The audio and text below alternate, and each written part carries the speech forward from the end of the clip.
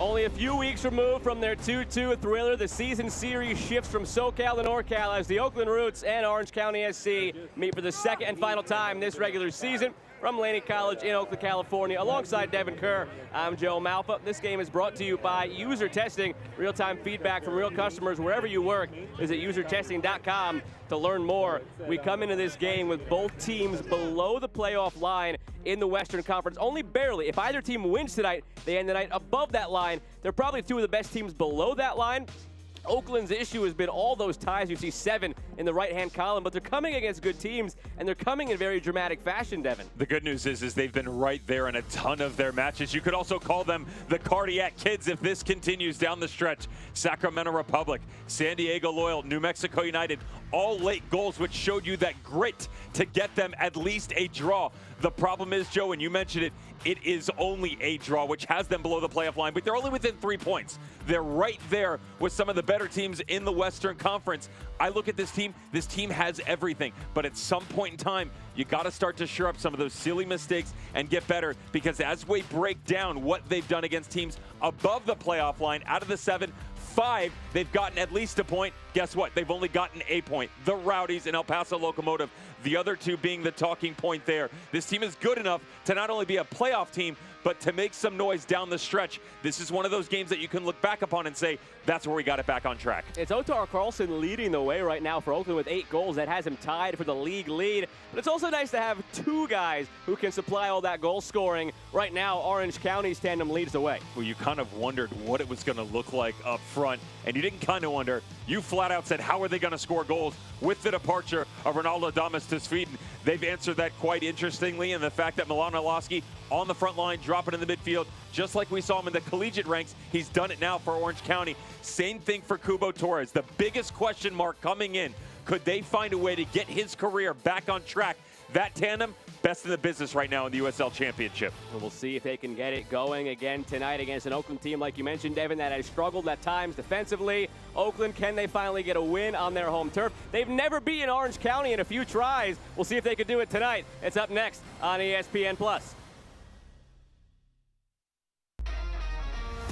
It doesn't matter how hard you play, practice, or compete, as long as you do it together. 1, 2, 3, hey! That's why Anthem Blue Cross and Oakland Roots teamed up and took on food insecurity, improved physical and mental health through coaching clinics and mental health panels, and spoke out for social justice. We're committed to continuing our work to improve the lives and health of our community together. Visit oaklandrootssc.com/anthem. I'm really excited to be a part of EBCE because of all the opportunities it'll offer me to save money. I was surprised to find out that I could actually have a choice about where my energy comes from. Thanks to EBCE, our kids are going to have a clean planet to live on when they're older. I need the power to work in my studio. Of course, I'd love to be able to use more renewable energy. We now have choices, and I'm happy to choose East Bay Community Energy as my source for local clean power. We're on a journey to make healthcare more accessible and more equitable, to treat the most complex diseases and offer hope where often there is little, to provide better care to more people across the Bay Area. We are more than a hospital, more than a university, beyond science and technology. We are the people of UCSF. UCSF Health, redefining possible.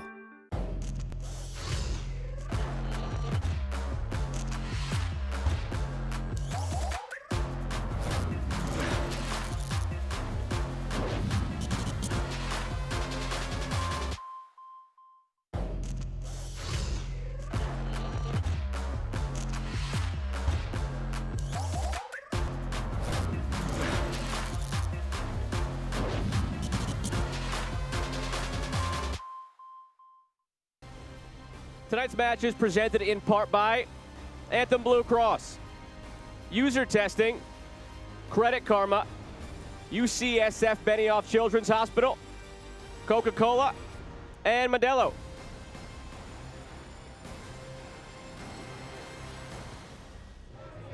Take a look at tonight's starting lineups brought to you by Anthem Blue Cross. Anthem is transforming healthcare by improving the health of our local communities. A couple of tweaks for Juan Guerra and Oakland. Benny Diaz back into goal, and you know they bring in Chuy Enriquez and Matias Fasori. What I'd really like to see is the midfield take a step in further advancement in the relationship between Hernandez and Fasori. Watch Chuy Enriquez and Dar Famela as well as they tuck under Carlson to remove some of the midfield play that you'll get out of Orange County. Back three unchanged. They have to stay wide but still compact as the wingbacks get high. That midfield that I just referenced, you'll see Kevin Partita, Tommy McCabe, and Danny Peterson. Danny Peterson, you really want to keep an eye on the number 12 because he'll step up into that 10, provide the extension, but he's still really good about dropping into the block defensively and then floating around the middle to try and create combination play. Simply on the outside could be interesting cutting in, and we know that Alex Villanueva on the left-hand flank will be very active up and down all night long. It'll be Orange County in the orange and black from right to left, and Oakland in the all black from left to right here at Laney. These teams met in the postseason last year. Orange County, of course, the eventual champs, advanced in extra rounds of penalties. And Oakland still looking to get over that hump. They've yet to beat Orange County. Handful of ties, including that dramatic one last month, 2-2 on the last-minute free kick goal from Otar Carlson. Ready? Yep. Ricardo Fierro gets us on our way. Oakland and Orange County for the second and final time this regular season. Kickoff tonight presented by User Testing. Real-time feedback from real customers wherever you work. Visit usertesting.com to learn more.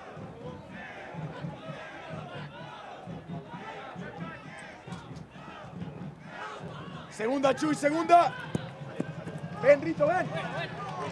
Muy bien, vamos, eh.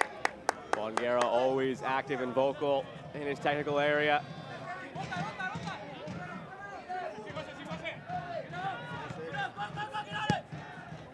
Rito goes all the way across. Ill-advised here, taken away by Torres. Rather Alaski up the right side. And an early set piece here for Orange County. This has been a point of emphasis for Oakland in training. They've given up too many goals off set pieces. Starts with a big no-no as well from Edgardo Rito, playing a square ball like that back across the middle into your defensive third with the high line that can come immediately at the start of a game. That's definitely not the X that marks the spot. And can they shore it up? I talked about the little mistakes coming into the game, Joe. These right here, these moments, are the massive ones that have broken Oakland so far this season. That one defended well and cleared.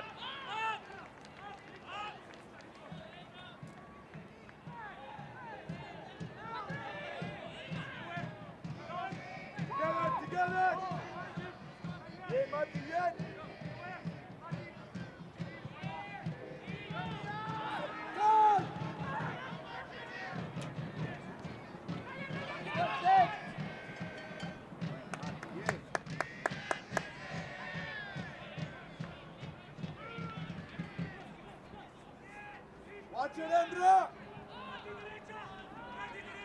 Orange County building through the midfield. It's their strength. It's something that concerned Juan Guerra coming into this one.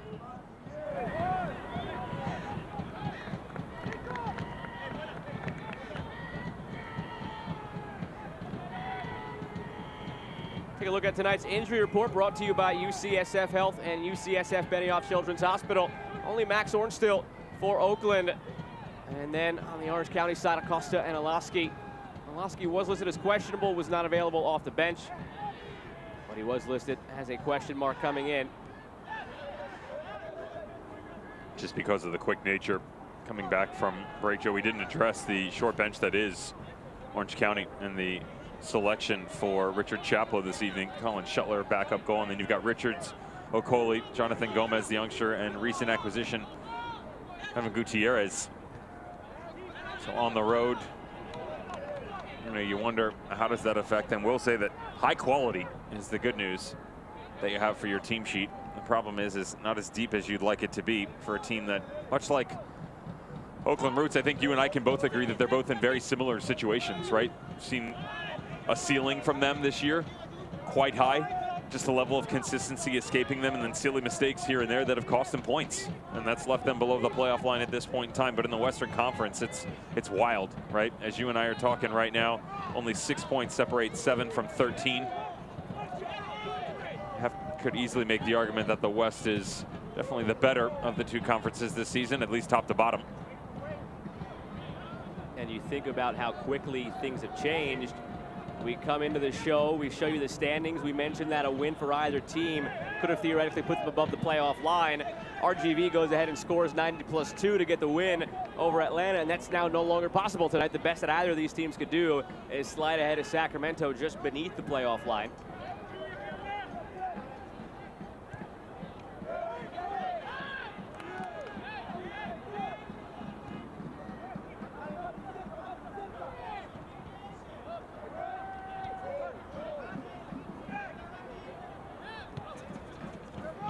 Here's Rito into Enriquez, one of those additions to the lineup tonight. Chuy Enriquez has mainly been a difference maker off the bench this season for Oakland. He's a guy with over 100 appearances in his USL career. He was clutch last year down the stretch. A goal in each of the remaining regular season games for the Roots to help put them into the postseason on decision day. He's part of the group of players that Juan Guerra says gives this team 15 to 16 legitimate starters. Felt that the mark of a good team is being able to run 15, 16 deep, not where you could just trust a few guys beyond your starting 11 to come in and give you minutes at the end of games, but have an extra 5, 6 guys who you 100% trust to come in and start whenever the case is.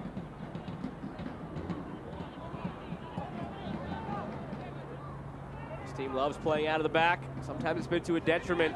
Think back to the game on this field against San Diego this year.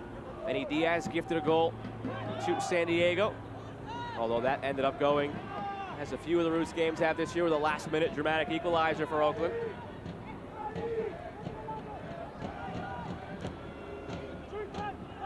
Enriquez finds the loose ball.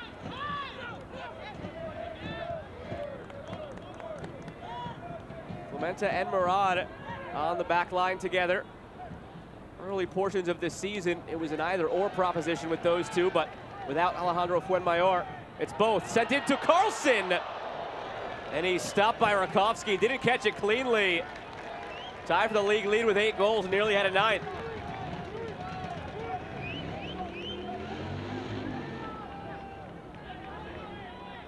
Just tiny little windows here for Oakland Roots, and good interchanges. This little drop-off comes.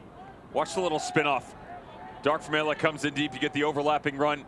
Vintage, almost. At least that's what Juan Guerra wants, right? The extension from your 2 wingbacks. Eduardo Rito on the right and Azakar on the left.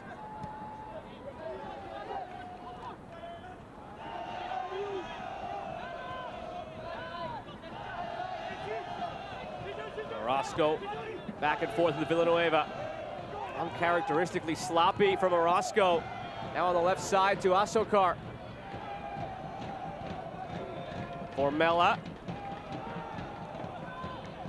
Jose Hernandez scoops it into Formella. Orange County scrambling at the back for a moment.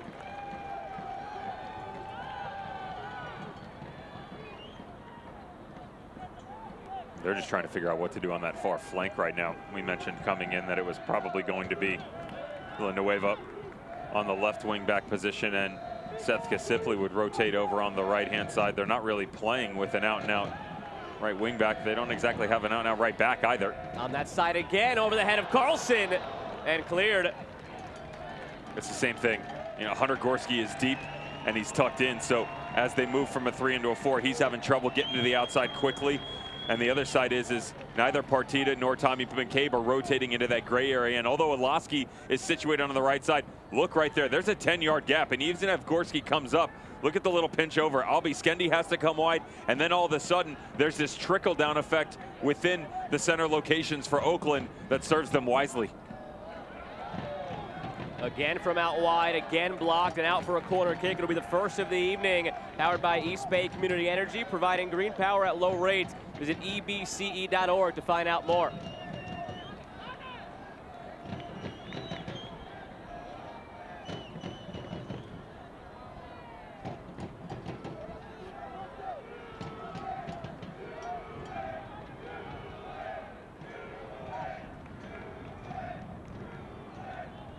Enriquez curls it.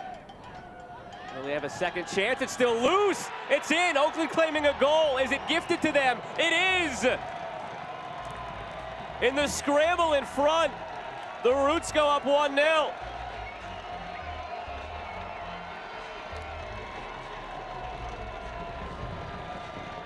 The argument coming in has been how poor they've been from set pieces, leaking left and right. Had something to say about it in the last time against Orange County. And this is just pure determination. The ball whipped into the near post. Tons of players for Orange County sitting around. Second one, third one comes back out. And guess who? Once again, finds himself at the right place, right time. Great strikers always do. Carlson pumps off of it, puts it in the bottom corner, and inside 10 minutes, they've got their lead. In the 9th minute, his 9th of the season, it gives him the lead in USL Championship. Great look on that last camera angle of how close that ball was to going out before it was saved off the line by, I believe, Barbier into the path of Carlson to sneak it through. How do you let all those chances come if you're Orange County? I mean, you can point the finger all that you want on the way that it comes in, and you know it's not cleared on the first one. It's 2v1 on the ball that comes back across. Nobody steps to the strike. So many things that go wrong. And Orange County get it right back. Right off the face of Clementa. And that was a $510 donation to the Ecology Center brought to you by East Bay Community Energy. This year's Earth Day marked the Ecology Center's 52nd anniversary, whose mission is to inspire and build a just future by modeling education and advocacy for East Bay, California, and beyond.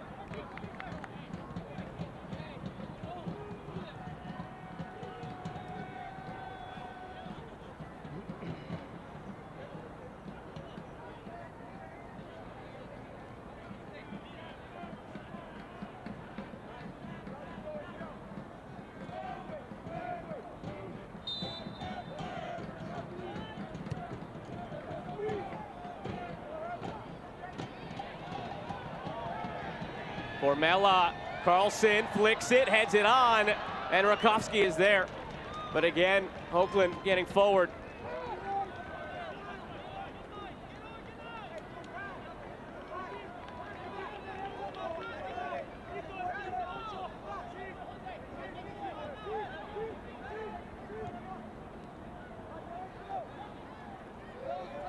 Orange County floundering at the back, and Rakowski just boots it.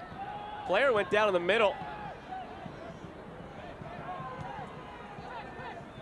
Torres trying to hold up the play here, pointing to his shoulder. Not sure if any contact was made back behind the ball.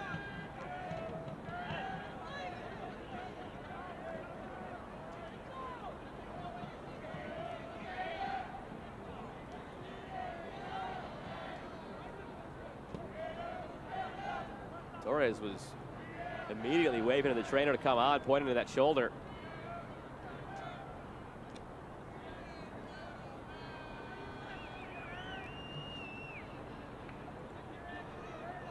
Trying to make a claim that somebody from Oakland back behind the plate made some sort of contact.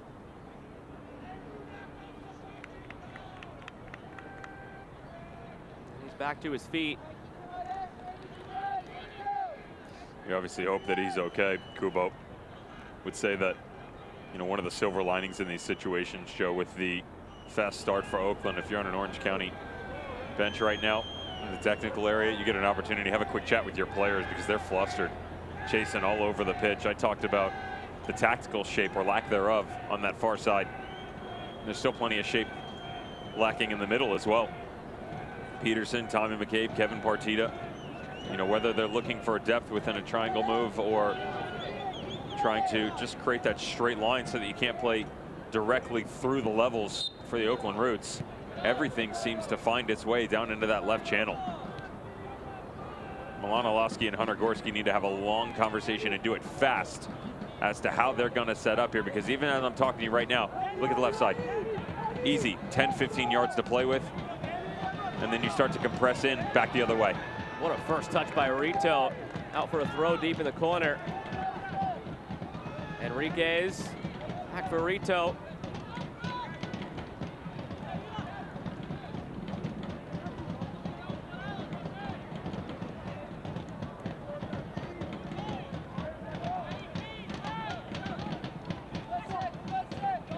And given away by Oakland. Devin, how much of it is maybe a different look from Oakland? Juan Guerra talked to us about it in the build-up to this game, and he was going to show a little bit of a different look as far as how he wanted to approach Orange County, maybe catch Richard Chaplow by surprise. Does that play in at all? Maybe Richard Chaplow was prepared for one thing and has seen something else. I definitely lean more towards the latter portion of that, where Richard Chaplow has basically condensed his squad, and he's tried to sit back and absorb a bit more pressure and then tried to go the other way. Now, whether or not they stay that direction is another story. The idea coming in from Juan Guerra was that whoever was on that front line, and we had an idea of who it would be, in Chuy Enriquez and Dark Famela. Another chance brewing here, over the top toward Rito, knotted down. Enriquez tried something, kept it alive, goes down, claim of a penalty, didn't get it, and out for a throw.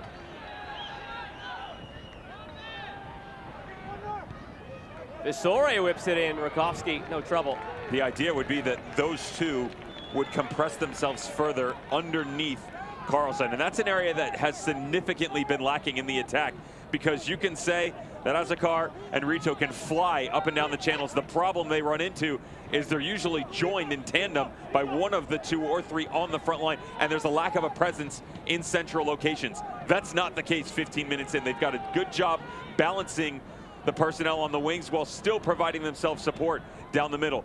I'm ready to see what the midfield change looks like for Orange County now, because they need some help on that right-hand side.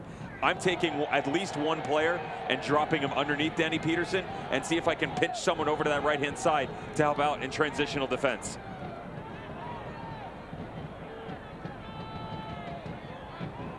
Murad went down in the corner as he tried to shield it off, battling with Torres. It was Murad in question as the player who was running by Torres when Kubo went down before. Oh my goodness. Little chicken wing up toward the face of Murad. Don't know that the official caught it.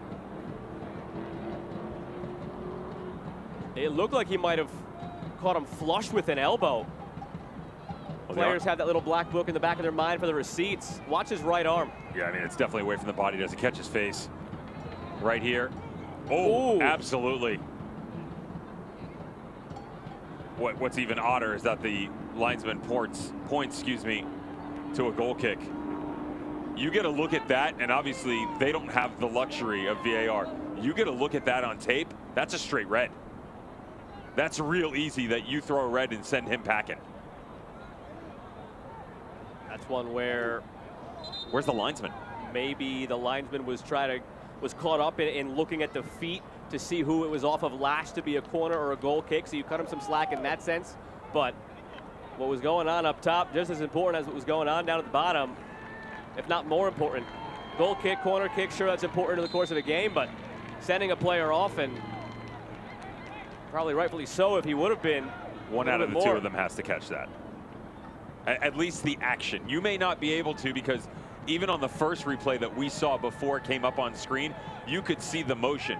My question was whether or not he connected with the facial area, because I actually saw the follow through real time and the arm was below, down towards like the neck chest area.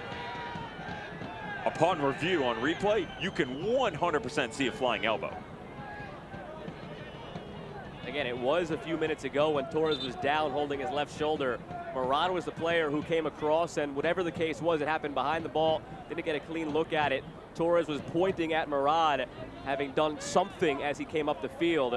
So down in the corner, battling a chance to give a little bit of a receipt, but fortunate that the referees didn't catch it, because that receipt might have cost him the rest of this one and the next one had it been noticed. Can count on the temperature of this one probably rising as it goes on now after something like that as well. Free kick on the way for Orange County.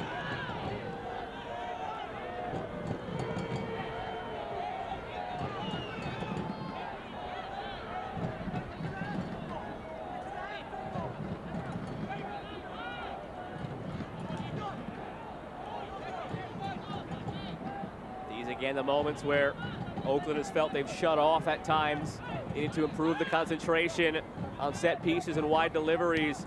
Alaski swings it in, and Carlson sends it over midfield. Rito on his horse, chasing down Peterson, who calmly goes back to Rakowski and receives wide.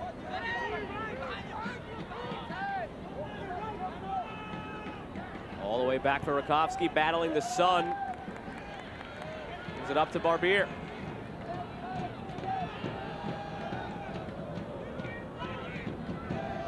Formella to Asokar, well weighted.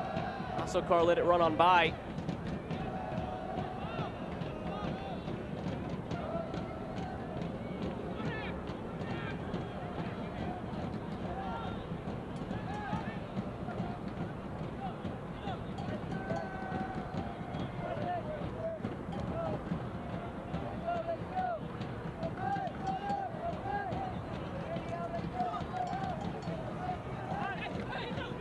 Oakland enjoys the possession. It's been their identity this year, but a sloppy giveaway. Torres, he gives it right back. His communication, it seemed, with Villanueva. 20 minutes gone at Laney. The goal came back in the 9th minute. Otaro Carlson got his 9th of the season to lead the league. With Devin Kerr, I'm Joe Malfa. Glad to have you with us on ESPN+. Oakland and Orange County, arguably two of the best in all of USL, currently below playoff lines in their respective conferences. And Oakland trying to beat Orange County for the first time in USL competition. They tied 2 goals apiece back on May 7th. Carlson scored 1 of his 9 on a direct free kick in the final minute of stoppage time. Didn't wait as long to get on the board this time.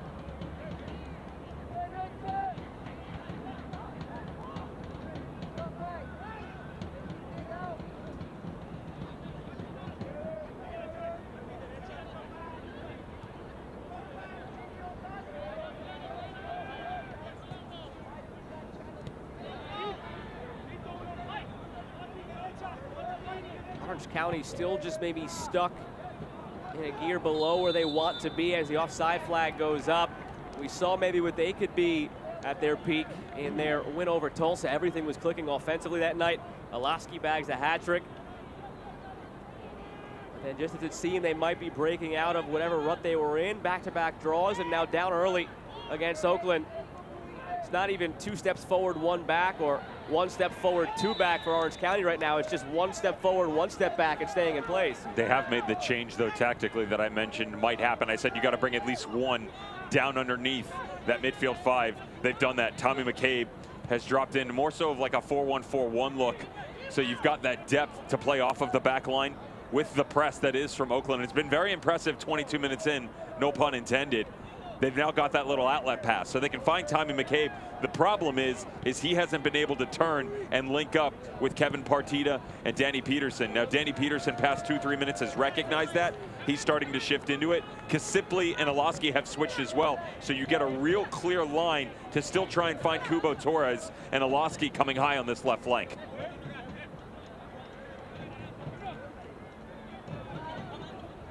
Alaski, a player that Richard Chaplow felt early on this season would have a real chance at breaking out.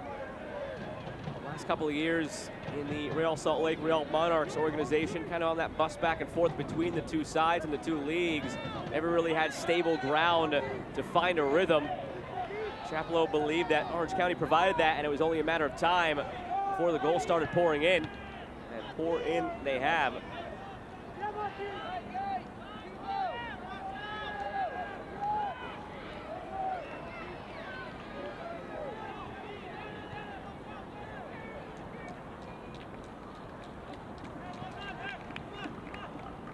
Oakland Roots second kits have arrived. Both kits now available. Pay homage to Oakland culture. Purchase yours by visiting shop.oaklandrootssc.com.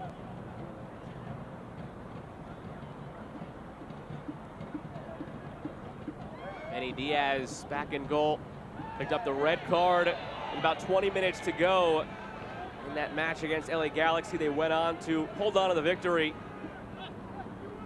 Last match, Paul Blanchette fills back in. He carried Oakland second half of last season, so a very reliable veteran backup to have. And now Diaz back between the sticks.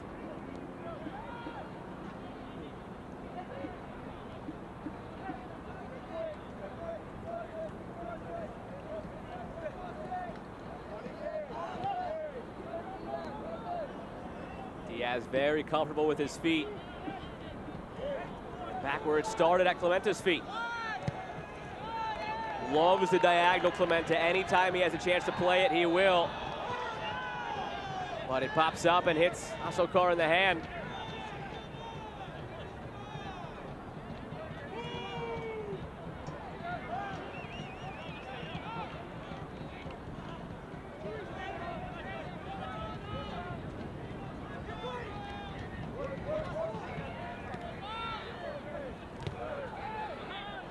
Well won by McCabe. Good look up the right side. Diaz. Easy. Just inside the line. Easy, son. He's close to it, isn't he? Very. You know, the one argument I made to you when we talked about the shape of Oakland Roots coming in, Joe, was, oh. Stumbling Villanueva. Enriquez trying to pick up the scraps, but Rakowski is there. I told you that there were two things that I wanted to see more out of him. Now, one of them, Juan Guerra alluded to in the call, and the fact that 2 out of the 3, specifically Formela and Chuy Enriquez, will be dropping underneath to help out more. And they would still rely on the width, of course, of the wingbacks, but they needed more help on the interior and build-up. That was one. That's been done. Number 2, I wanted to see more of an extension within the midfield. I said that if I had my way, I would rather have that line of confrontation higher, because of the way that this team is so good transitioning into open space.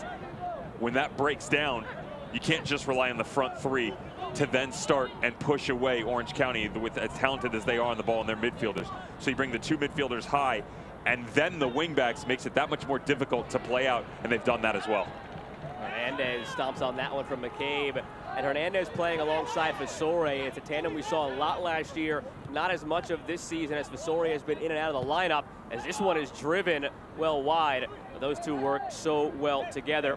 But tonight, Oakland playing with very heavy hearts. After Otar Carlson went over to the bench after his goal, he picked up the jersey of Memo Diaz. And that gesture, among other things tonight, serves to honor the memory of Memo's father, Alejandro.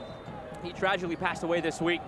From Memo's time in El Paso to his time in Oakland, his father was one of his biggest supporters. Memo has left the team to be with his family in this tough time, and his Roots family is looking to help the Diaz family through a GoFundMe that you can find on the Roots Twitter page if you are so inclined.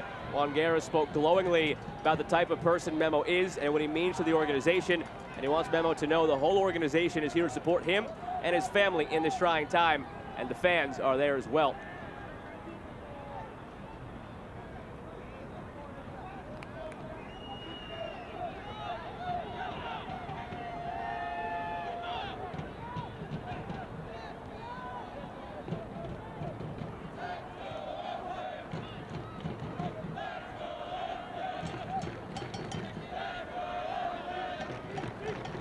Clementa for Rito.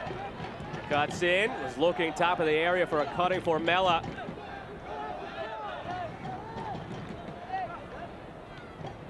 Rito has been one of the leaders in the attack this year. 2 goals, 3 assists for the Roots. All up that right side. Referee wants to get involved. Yeah, drop ball. The rule. The rule that was. Credit to the referee for picking it up right away. I'll tell you what, man. The press, the pressure, the chasing, it's obnoxious right now. And I mean that with the highest regards to Oakland Roots. They have rattled Orange County 28 minutes into this game. They've changed formations twice, changed philosophies. Now they've gone 2 underneath. I just mentioned to you about everything that Oakland and what they've been doing right in reference to the 2 out of the front 3 and the 2 midfielders. Now it's up to the response from Orange County. If you're Milanowski or Seth Kasipley, you got to find a way to tuck in behind. If you can get to a Tommy McCabe, they've got to find a way to play off the outside backs or at least connect with one of the other midfield 2. Then you got to make that step. You got to find a way to bridge the gap beyond Hernandez and Fasore. Quickly the other way, but the flag halts it.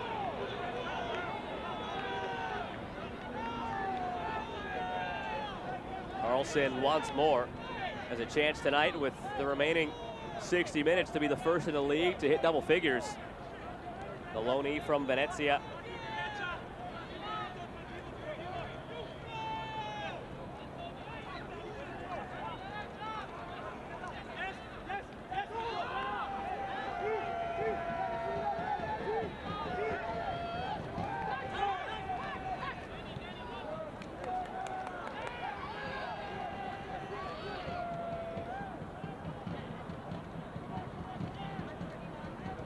Murad goes all the way back for Benny Diaz. Orange County really struggling to generate anything going forward, and they haven't seen a ton of the ball. Flared over the top. Chance again for Oakland, saved by Rakowski, denying Formella.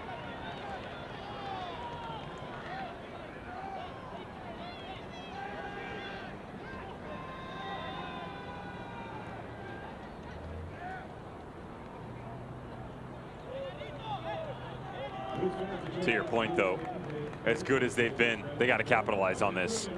All the momentum that they have and the opportunities, pushing the tempo, the pressure defensively, as well as some of the combination. We've seen great balance on both sides. They've come through the middle, they've gone vertical, and yet it's still only 1-0. Now, that might sound greedy, but the only reason I say that is this Orange County squad has too much talent. They will eventually work their way into this match.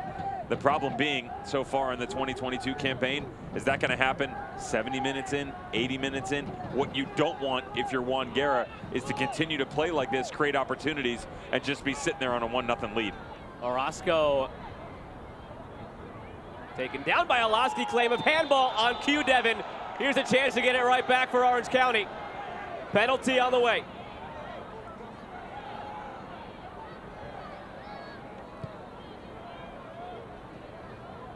Tons of creativity on the other end. I said that you had to find a way to get guys like Kasipli and Milan Alaski involved. Well, you get one out of the two, and it's right away from the body. Clear as day. Tarek Murad, arm away from the torso. The strike by Kubo, unnatural position. Easy for the referee with his positioning to pick up the fact that he had to point to 12 yards out, and an opportunity for Orange County against the run of play. Oakland has been the beneficiary of a number of penalty kicks this year. Carlson, 4 of his goals from the spot. Now will it go the other way? Kubo Torres will step up. The last 5 penalties he has taken in competition. He has scored 3, missed 2. He's gone low on 4 of them. Only once went high. Benny Diaz stares down Kubo Torres. Slow run up, Torres scores, drives it right down the middle. It's 1-1 in Oakland, and he now is tied for the team lead with 6 goals. He's only ever missed 1, and you get the idea why. Keeps you guessing. You go study him, and he's all over the map. The stutter, watch the power, though. Just drives right through this thing. You're expecting him to open or close his hips one way or the other. He goes old school. Circa Beckham, early 2000s, and what he did low, away from the goalkeeper, to get us back to even. Early in the season, Kubo was struggling. Okoli was scoring. Richard Chaplow was asked why keep going to Torres, and he pointed to his track record. That's a man who has caught fire a number of times in his career, and all it takes is 1, and 1 turns into a handful. Well, he has 6 now. And the faith of the manager rewarded.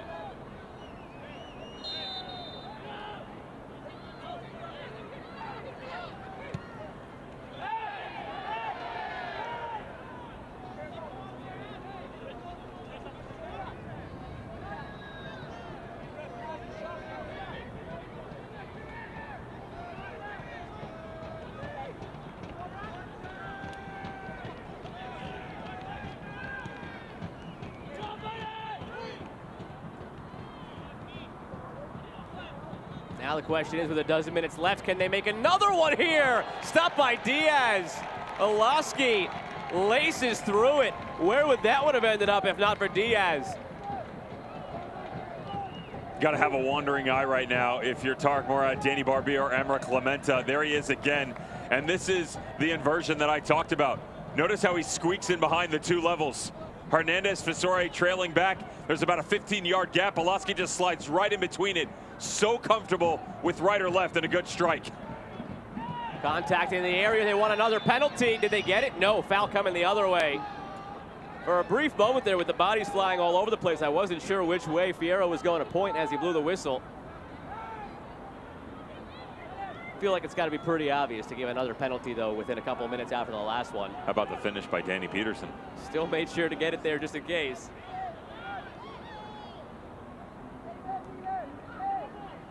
So with 10 minutes to go in the half, these are dangerous times right now for Oakland. You control the first half hour. You probably should have been up by more than one, but opportunities wasted. You give Orange County one half chance on a handball to go to the spot. Now it's 1-1 and this game is flipped, and you have to be careful not to enter the halftime break down a goal.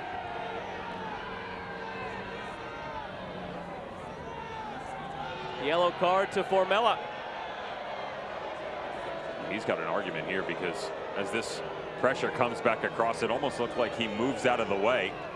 And the argument from the referee is his boot comes too high, I'm guessing, and I'm reaching with that.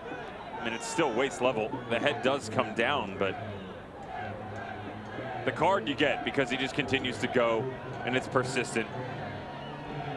And so you talk yourself into it, but the initial altercation, a little bit of a hard time believing that one.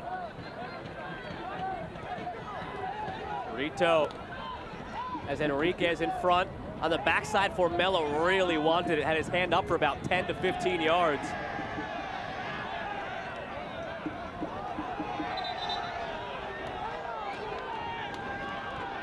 The next Roots home game is Saturday, June 11th at Laney Field against RGV.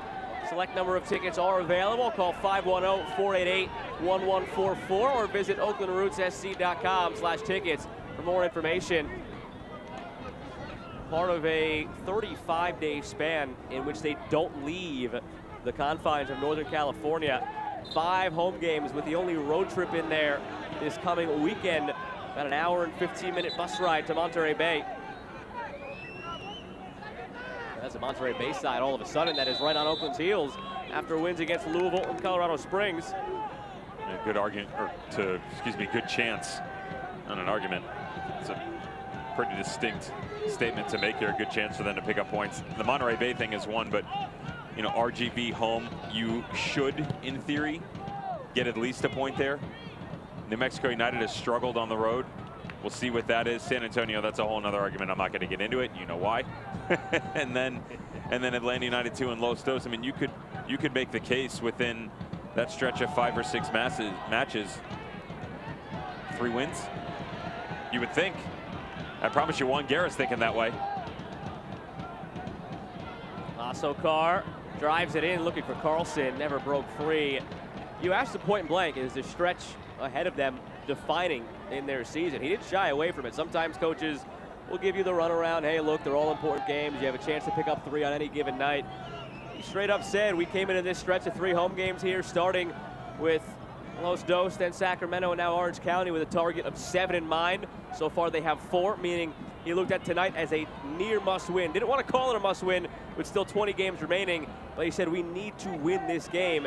And then beyond that, he mentioned all the games you just mentioned and said they're all 6-point swings, and we have a very good opportunity to be above the playoff line, and we have to snatch that opportunity while it's there. People might look at that and say, well, why are you guys reading so much into it? It's only June. Here's why. On the backside of that conversation, when you get by that Los Dos game, which is the first day of July, then you have Sac, El Paso, Vegas, Phoenix, San Diego, Detroit, San Antonio, Sac again. You're talking about the best of the best in the Western Conference, sprinkled with a little dabble at the top of the East.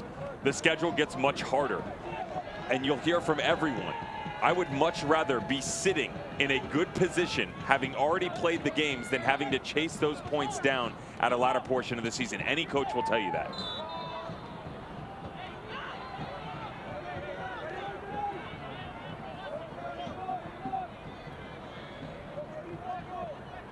On the other side for Orange County, after this road trip tonight, they go back home for one against New Mexico, and then they have quite the road stretch themselves. 4 of the next 5 after that home game this weekend against New Mexico on the road, and that includes a trip to Vegas, which is always tough, a trip to Louisville, don't need to talk about how tough that is, and then trips to San Diego and Phoenix. In between there, they have a home game against Loudoun, and that has to be 3. But the other ones, all very tough road trips for Orange County. So they're in a similar position where they need to just try to navigate it, keep their head above water, and then see where they can go on their run. The good news is for both of these teams is, A, they're not lacking for quality within their performances. You watch them enough and you will understand that they definitely have the talent to be in the talking point as a playoff squad. The other good news, the West is so deep this year that the separation is minuscule by nature, right? You're talking points and finite moments that have allowed one team or another to push themselves above the playoff line. Case in point, RGV coming in. We didn't even give them the credit that if they went and got 3 points, they would have the opportunity to distance themselves and get above that line. Now, yes, I understand that, you know, you're looking at 10, 15 games in, but this is also the point in time in the year where you usually see teams that make a run in the playoff and postseason, they start to go on runs right now. And that's not to say that they're going to run the rest of the season, but you look at your Louisvilles, you look at your Rowdies, your Phoenixes of years past, all the teams that tend to be perennial contenders, right about now, that 12, 14, 15 game window is when they start to turn it up a little bit. And you'll see 8, 10, 12 matches of unbeaten runs or 1 loss in that time frame. You could get that out of Oakland and Orange County. The other problem is the way that they're playing, you could get a bunch of draws as well. I was just about to say, you're asking for Oakland to do that. Oakland only has 1 loss in their last 10. So they're on that run of unbeaten, but it's all draws. So they are where they are. Just to wrap up the schedule for Orange County, by the way, the silver lining for them after this stretch of 4 of the next 5 on the road, they follow that with 6 of 7 at home. So that is a stretch of the schedule where you look at them to maybe go on that run that you alluded to. They reserved that run for the end last year, and the rest is history.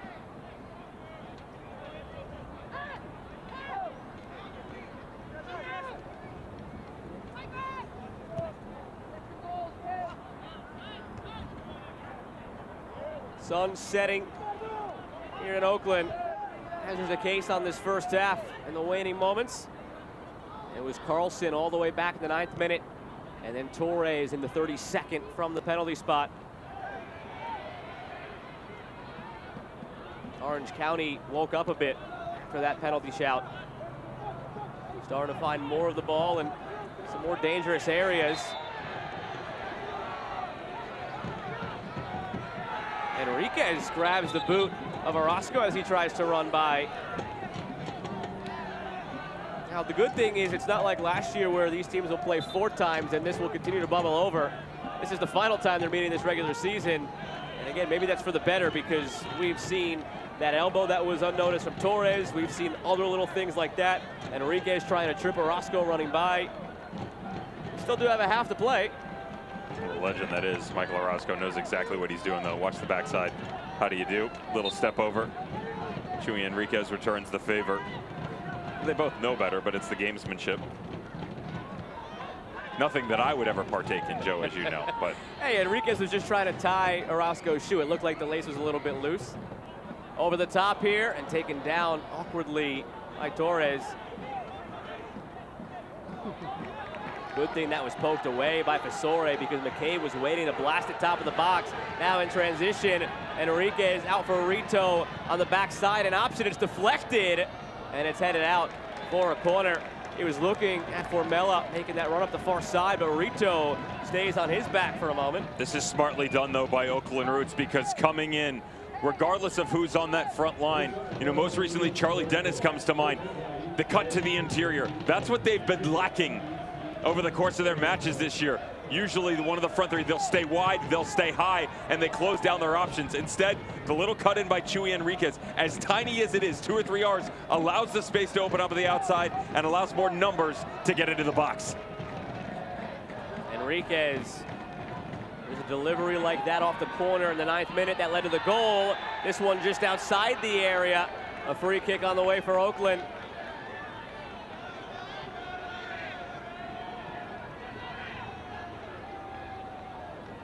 This is a rough mistake here by what seemed to be enough pressure coming on the supporting end from Villanueva, but Kevin Partida doesn't feel like he's going to get the help he needs. Possible clear strike at goal, pulls him back, and this is one of the more difficult angles, in my opinion, for goalkeepers. It's that gray area right off the elbow on the top of the 18. And Chuy Enriquez will fancy himself. Carlson throw his name into the mix. You can see Jose Hernandez in the background as well. And so if you're Patrick Rakowski, you're looking at least 3. Some people's will throw 4 into this situation, and yet you still have to be weary of guys like a Danny Barbier or an Emma Clemente who possess that height advantage to throw one up in the air and run off it.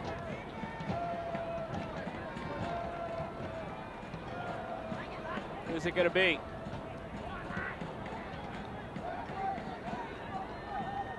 Enriquez strikes it off the crossbar. Maybe a touch to it as well by Rakowski. Corner on the way. It's certainly got enough dip here. The problem is it's too close in proximity to the goalkeeper himself. It's right at the German, really. Rakowski, better safe than sorry. Little touch up over the top. Eyes on it the entire way. And punches the corner away as he was being interfered with. So free kick coming out the other side. 3 minutes of added time here at the end of the first half. Celebrating his 75th anniversary, Select is proud to be the official match ball supplier of USL Championship. Choose what you play with at www.selectsportamerica.com. Select, league's choice, player's choice.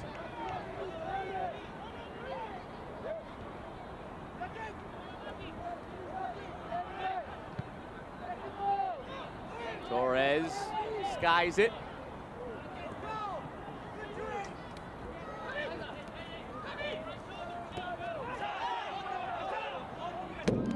Remain in Orange County's direction. Talking about their schedule, I'd be remiss if I did not mention that their next match is part of the ESPN slate here in USL on ESPN Deportes, Saturday, June 4th at 9 p.m. Eastern, Orange County and New Mexico this weekend.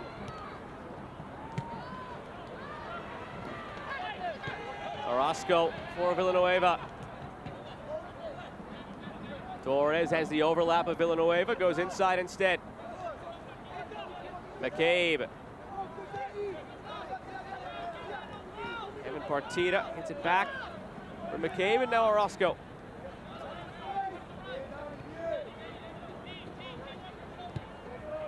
McCabe direct. Alaski was trailing. Torres couldn't bring it down. He was offside.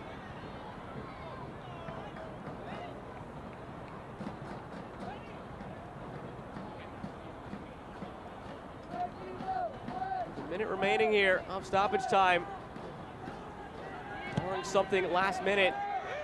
These sides will enter the locker room 1-1.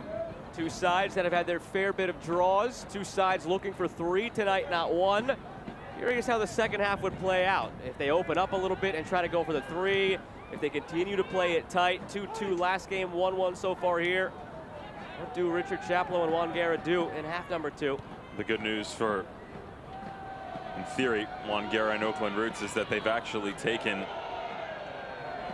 Kubo Torres out of the argument a little bit. They've pushed Ryan Alaski up higher, and Kubo has come down underneath. The idea to play off of him as a point man. The problem is he's getting caught up in the run of play itself, just barricaded behind the 2 midfielders, and they haven't been able to link up. I would also say that right there, that ball, we've seen good balls down into the channels. Now it's time to work it outside, and if you're Juan Guerra, the conversation would be, guys, when we get high like that, don't be afraid if you're on the right or left, and Rito and Azakar to start pinching back in. So you stretch them wide, spread that back four out, and then tuck one back in. It's a great response by Orange County on the backside. You have to be happy if you're Juan Guerra with the first 25, 30 minutes. But as we know, this is a 90-minute game. It's got to be much better to clean it up and close it out in the second half. For both teams, it's been those momentary lapses this season that have cost them points. Oakland concedes the penalty. Orange County, the goal they conceded, just couldn't clear it off the back here, and it ends up in. It's 1-1 at the break. The Anthem halftime show is next.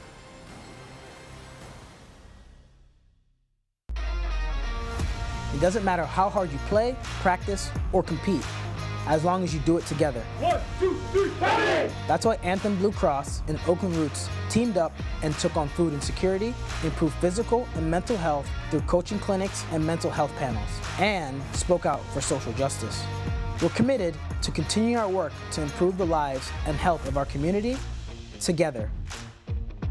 Visit oaklandrootssc.com/anthem. So what if Jenny has a new car that plugs in like a vacuum?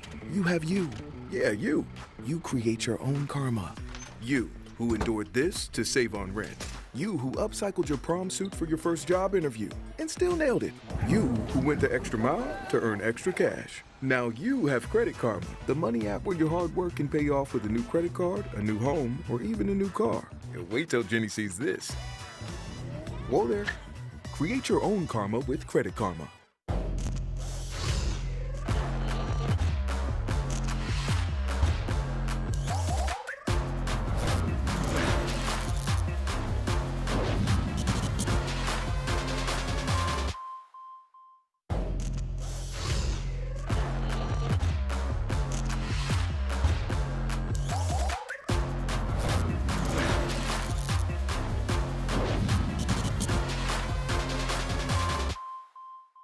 It says Julie is waiting with my order. I'm just gonna go in. We've got to work on the tracking. Oh, good luck. Take the entire journey with your customer with user testing. So, was the baguette fresh? It was spicy. And the ghost pepper rub? Empty. Keep ingredients separate? Here. Get a taste of your customer's world with user testing. At the break between Oakland and Orange County, we welcome you into the Anthem Blue Cross halftime show. Anthem is transforming healthcare by improving the health of our local communities. Devin, I don't know if you have any plans for this weekend. I'm sure you do. You're a busy guy, but they have a terrific slate lined up in USL Championship. Should we talk about it? We should. Okay, let's get into it. Tell me, what's up first?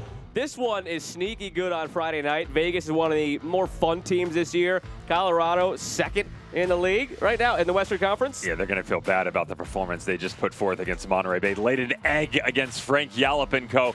But being off because of COVID, back-to-back games against San Antonio and San Diego Loyal postponed, they knew that that was sort of a banana peel, as Brendan Berg said. Las Vegas Lights, they're in trouble too. International duty. Guys loaned out to LAFC. This will be an interesting back-and-forth track meet for sure. Now in the Eastern Conference, Pittsburgh and Detroit, they've gone back and forth, second and third and fourth, and Memphis got in the picture. Louisville's up there. This is a huge one for playoff implications at the top of the Eastern Conference. We can agree that there's quality between both teams. I'm still yet to figure out exactly how high that ceiling is. I look at a Detroit team that in 4 tries against teams above the playoff line still does not have a victory. Now, they've only got 1 loss, but 3 draws. Pittsburgh's right there as well, coming off the draw against Miami. They have now played 7 games with only 2 wins. So at some point in time throughout the year, you got to say, we are here and we're here to stay. Time to push all those other guys aside. And can they do it on the road against the top playoff contender in the Eastern Conference? Speaking of Eastern Conference playoff contenders and the best, the 2 that have been left standing at the end of the Eastern Conference the last couple of seasons, Tampa Bay and Louisville playing in an earlier game than we typically see them, with a lot on the line. Tampa Bay coming off of a midweek game. Louisville has the benefit of rest. Well, they're actually up 1-0 on the FC Tulsa right now. Shocking Lawrence Wyke in the 17th minute. But here's my thing about the Tampa Bay Rowdies. We know what Louisville is and what they can be. I'm still not sure we know that about the Tampa Bay Rowdies. With all the injuries, the rotation on the back line, they go get Van Kiazil and bring him into that equation. How quickly can he assimilate into that environment and stabilize that defensive unit? I think we saw what Tampa Bay could be at their peak when they played Phoenix. And speaking of, Phoenix has Birmingham here in this one. Yeah, this is more of a, okay, who wants to do what with this game? these are teams every single year that were perennials within their own conference. Birmingham in the East, Phoenix in the West. Phoenix, a slow start to the year, and it's sort of been mediocrity of sorts. They're not concerned about what's going to happen at the end of the year. They'll get into a playoff spot. I have my concerns about Birmingham Legion. They've got to get on track if they want to make a case for themselves in the East. Am I off base saying this is the game I'm most looking forward to this weekend? Because for me, SAC is the dark horse in the West right now, and San Antonio is the clear-cut favorite in the West. So that's an interesting one there. I said that about SAC coming into the year. San Antonio is an easy one to figure out. I'm actually curious of what SAC's going to do, because not only do they have this rough game against San Antonio, they have to play Detroit, Los Dos, in the lead-in to their game against LA Galaxy in the Open Cup. If you're Mark Briggs, how do you manage that and yet still go and get a result against the #1 team in the Western Conference in San Antonio? Well, there's plenty of action coming on the weekend in USL Championship, and plenty more action after this break here on ESPN+. It's Oakland and Orange County. The Anthem Halftime Show continues.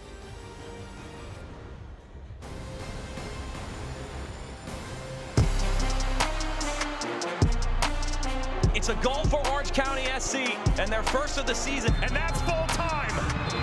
The old guard with a new trophy. Orange County wins the USL Championship final. For the black and yellow, New Mexico takes the lead.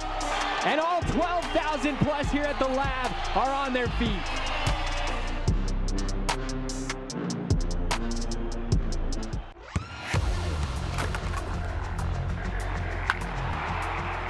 We all have goals.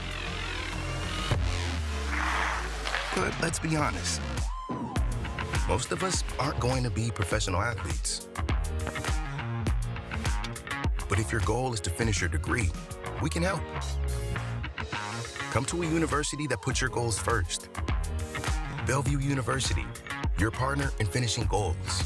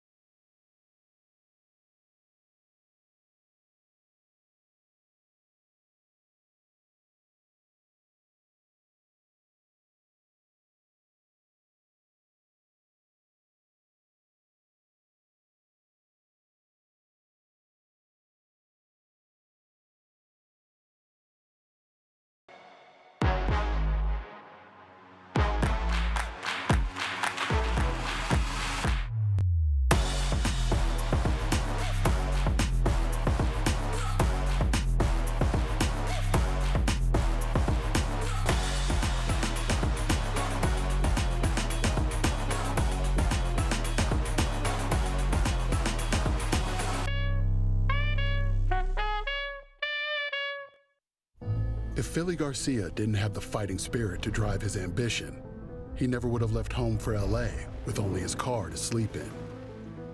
If he listened to those who rejected him, he never would have sold that car to pay for his dream.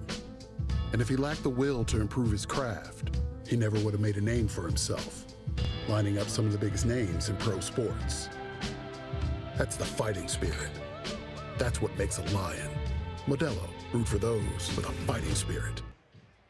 Oakland 1, Orange County 1. We continue on the Anthem Halftime Show. My man in the middle there looks like he got caught watching Top Gun Maverick this week with the rooster mustache or goose mustache, depending on whether you're talking about the original or the sequel. But we'll see if we get him out to the movies. We'll take a look around the league with some news and notes. USL Forever Proud, celebrating Pride Month this June.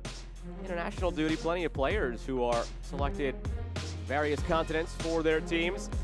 And a near perfect month for New Mexico, 3-0-2 in May. Big wins over Phoenix and Indy, and plenty of action to get to throughout the week, in the midweek already here. Games tonight, game tomorrow, game Friday.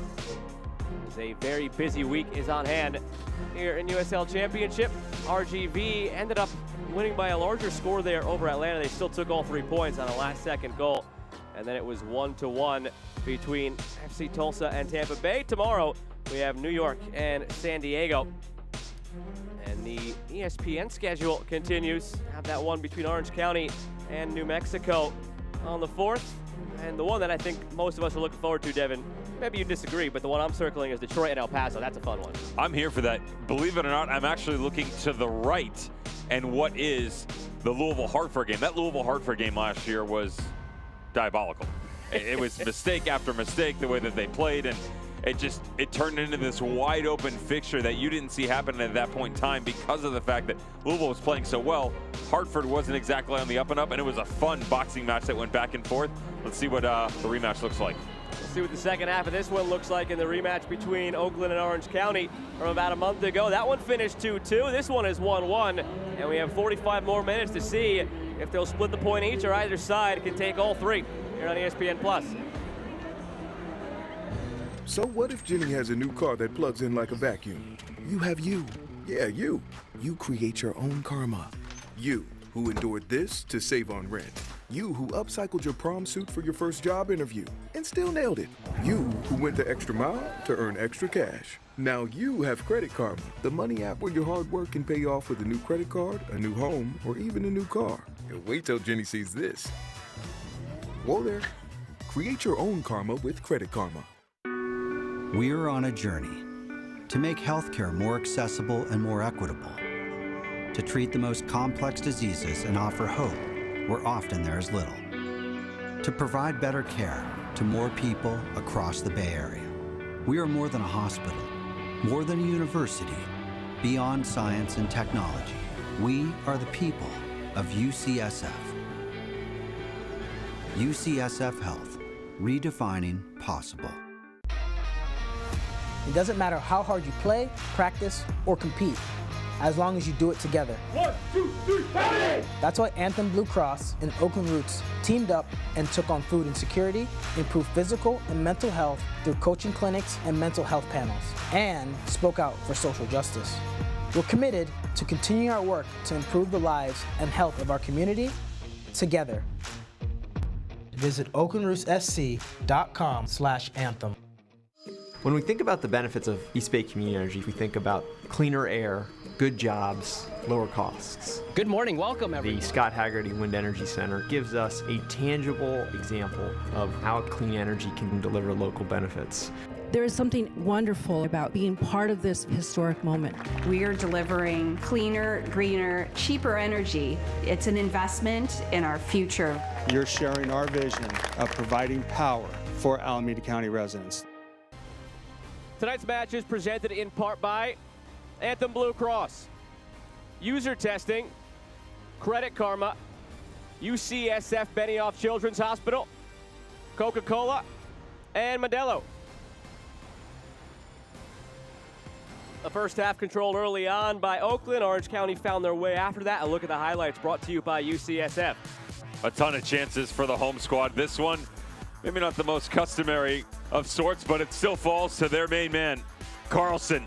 5 consecutive games where he's tickled the nylon, 9 overall. That leads the USL Championship, and they're out running 1-0. About 25 minutes in, Richard Chaplow changes, and he says, listen, I got to drop someone underneath in the midfield. It still took them time to react because that left flank, very active. Dark Vermella, Azakar, all down into the channel, all balls back across to the tune of 3 shots, and all of which hit the 8x8. Only one of which goes in the back of the net. And then guess who? Kubo Torres. Could they get him going? Penalty off the hand of Tarek Morad. And 15 out of 16 in his career have ended up in this exact same fashion, 1-1. Let's go a minute before halftime. Chuy Enriquez from distance. Patrick Karkovsky says, take a seat. No love lost between these two in the opening 45 minutes. The challenges that were thrown around, there's the elbow not called by Kubo Torres. I mean, there's a lot that went on outside of the fact that in the final third, both teams at times looked really dangerous. You see 3 shots, all 3 on target for Oakland, and the stats brought to you by Puma. Interesting, so far the match tracker has Oakland at 0.39 expected goals, Orange County at 0.89. It didn't feel like that. No. It felt like the better the chances certainly went Oakland's way in the first half, which is why you can't read too much into those advanced stats, but they do say what they say. I'm still a little surprised, though. I mentioned that there was good balance, right, within the attack for Oakland. Would still say it was a bit predictable that they were trying to work that left-hand side. Now, take that for what it is. I look at it as not a knock on Hunter Gorski because he's a good one-on-one defender, whether in a back 3 or back 4. I look at it as a spacing issue on the far side. Because of the way that they started, they were restricted with Olowski tucked in a little bit on the right. They flipped it. Kasipli went over there. They still had trouble. There's that like 10-yard gap where it's become very easy, to be fair, for either Formela or Azakar to work through it and find space. Underway in half number 2, Oakland 1, Orange County 1. Will they split a point each in both of the games of their season series, or will either side have a hero tonight?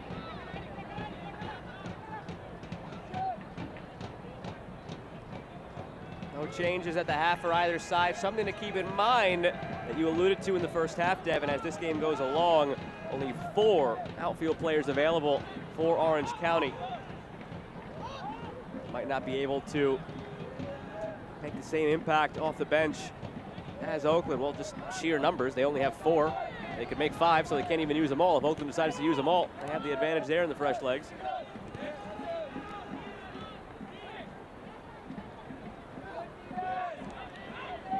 Trouble playing it around the back, though, to begin this second half. Gifted possession to Orange County.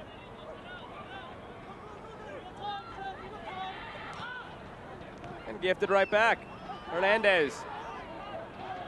Esfasore looking for Rito down the right wing, charging forward on Villanueva. Hernandez.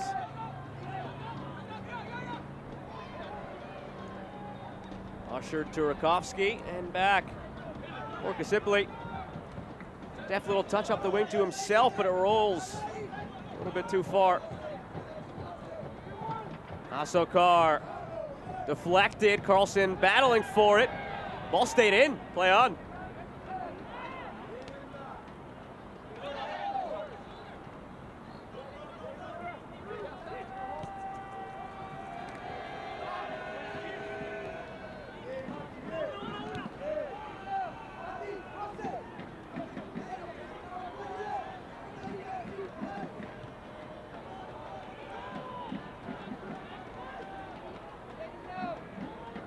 Oakland a penchant for scoring late in games this season.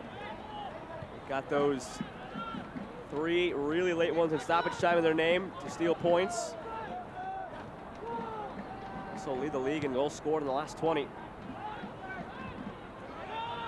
So they're very comfortable with the game in this situation in the second half. They don't want to be. They want to have games in a position to win and take 3 points and not have to stress about it. A couple of weeks back, Juan Guerra joked that might be time to hook up a heart monitor and pump out some content for social media, see how that thing looks in the late stages of games. It'd be a first. I don't think I've ever seen that across any sport, right? It'd be a great idea. We come on the broadcast, you say, is it too soon to start calling the cardiac kids? Well, might have to get a monitor and figure it out. I would say about that, in order to earn that, because it has to be, got to start pulling off some wins, maybe some upsets if you want to look at it that way. It's great that you can come back and produce goals and against the quality of opponent. Remember, New Mexico, Sacramento Republic, and San Diego Loyal all able to get a goal in the dying minutes of the game, but all for a point.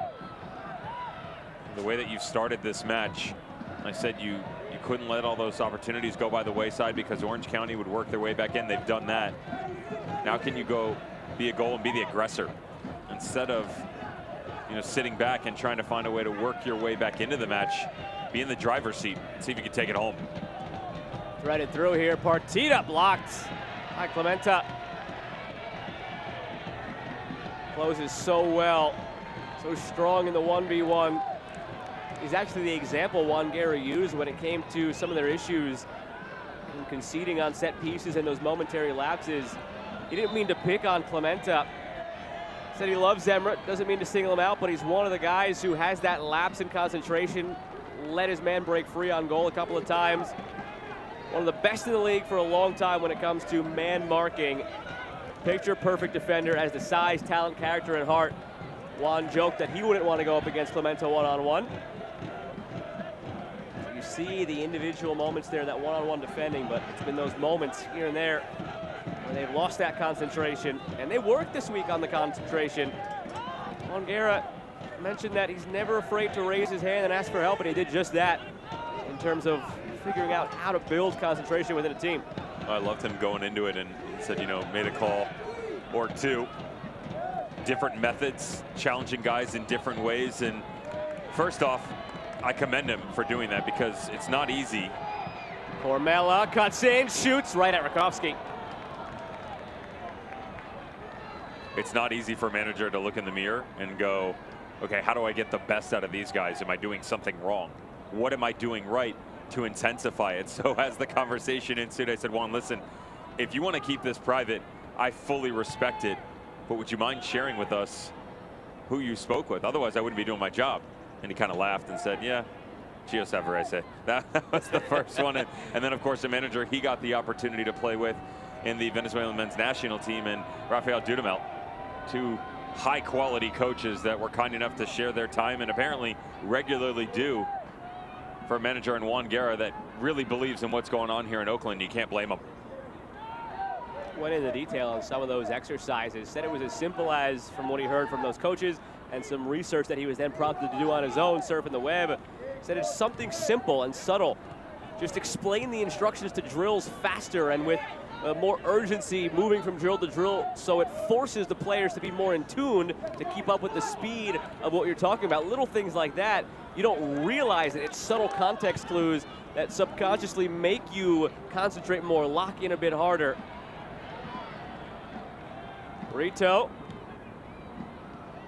gets it back. Visore for Rito. Can he square it back to Carlson? He can, but Carlson can't get it goalward.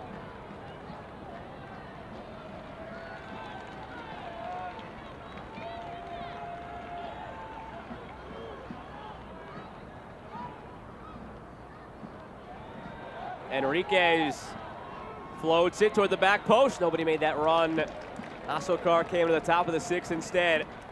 Got a corner on the way.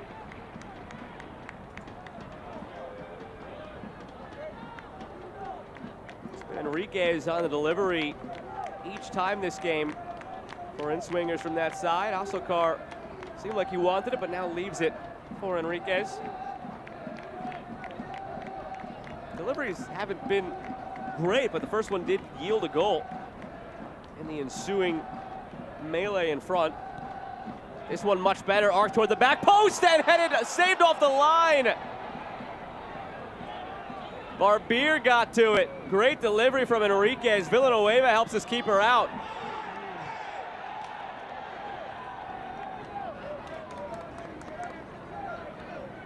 Action continues. Enriquez cuts in. Enriquez has his cross attempt blocked. So does Asokar.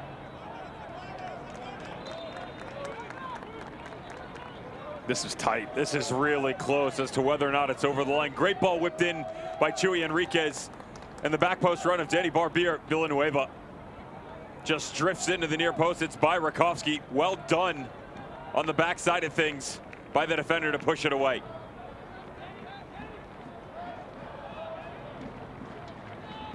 Enriquez handling all corner duties tonight from both sides. Good delivery again. Clemente hesitated on his jump. Back for Asokar. And blocked. I don't know if Clemente stumbled or thought that a teammate next to him was going to rise and head it himself, but Clemente had a dead sprint from near the top of the box. And all of a sudden just stopped when it seemed like he was going to rise and head it goalward. You got to give a lot of credit, though, on the ball just before that almost crosses the line to Villanueva. Orange County hadn't situated any specific person on the post, and a lot of times you'll get at least one, if not two, Joe, where goalkeepers will say, this is what I want, you here. So that if that ball does come back across, you've got proper coverage. That wasn't there. So it's on the 19-year-old with quick recognition to slide over and just tuck himself inside that post on the secondary ball coming back across. A lot of times you'll see guys just drift over and try and pick up the mark or the square ball. Instead, rightfully so, able to knock it off the line. How many of those guys like Villanueva who were with Tacoma, SKC2 last year, who now those teams have left and gone to a different league, all of a sudden Poach the Word, Musha Galusa, Wilson Harris, the list goes on, playing big roles now on these teams. They're young, they're 19, 20, 21, but they have the experience of 25, 26-year-olds because they played so much for those teams last year. I would take it a step further that it's not just the teams that have disappeared, and I think you're right to point that out, but also the recognition by managers in the USL Championship and what went on in League One, not just the championship, because to your point, yes, the two teams have departed and they've gone to MLS Next Pro, but how about the influx as well of players from League One? They're looking around going, okay, so these guys may not be able to have the ability to break through to their MLS roster. Let's give them a shot at regular first team repetitions. So that's your talking point. My side is Connor Doyle, right? What he was able to do, the step ups within Memphis and what Ben Pierman has been able to brought in, the North Texas team. Now, some of that has been over the past couple of years, but teams like San Diego Loyal have done the same thing, right? You go and get players that 1 year, 2 year, 3 years removed are now at the talking point of some of the better teams in all the Western Conference. I think that's the true admiration you have to have for these coaches, because they're not just recognizing that these guys have talent, it's their ability to bridge that gap, right? From League One to the championship almost seamlessly. And right here with Oakland, we might see him come the second half. We've seen him plenty of times this year. Charlie Dennis, that was one of the first signings that Juan Guerra wanted to make. He had a list of 5 guys that he submitted to the front office. Said, please go get those guys for me. He joins around Christmas time, had to quickly put a roster together, and Dennis was at the top of that list. But now the concern is on the back end. Goalkeeper has been a journey over the last couple of weeks. After the red card to Diaz late in the Los Dos game, Sorrell comes in, makes his pro debut in the last 20 minutes, signed off their League Two side. The next game, Blanchette comes back to start, and now Diaz is back, and Diaz is down. But Blanchette is the backup tonight.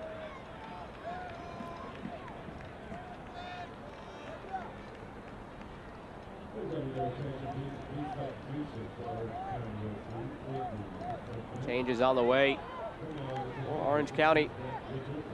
Hugo Okoli getting ready to check in for Kubo Torres. Evening over for Kevin Partita as well, with Brent Richards coming in.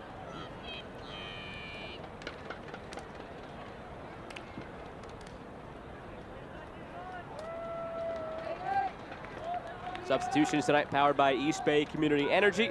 East Bay Community Energy providing green power at low rates. Visit ebce.org to find out more.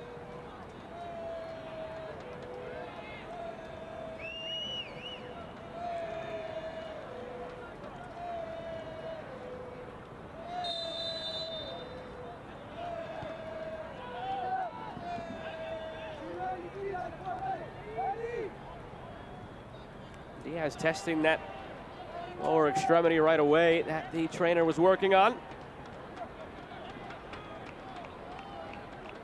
Pretty interesting from Richard Chaplow. They had started the second half almost exclusively in a 5-back with Seth Sibley coming really deep, and it was that triangular look that I talked to you about in the midfield where you have Peterson and Kevin Partita with Tommy McCabe underneath. I have no problem with that look from Orange County, because it's sort of like a, all right, come and get it. The way that you were at your best, Oakland, in the first half, balls in transition, down into the channels, playing in behind, you look at them and say, well, we're not going to allow you to do that anymore. The problem was they really didn't have the extension on the other side. So now that you bring Brent Richards in, one wonders as to whether or not they will stay in the 5. The good thing about Brent Richards is, both collegially and in recent nature with Orange County, his ability to play in a much more advanced role, bump him up into the midfield, so you still get that variance as you start to move forward.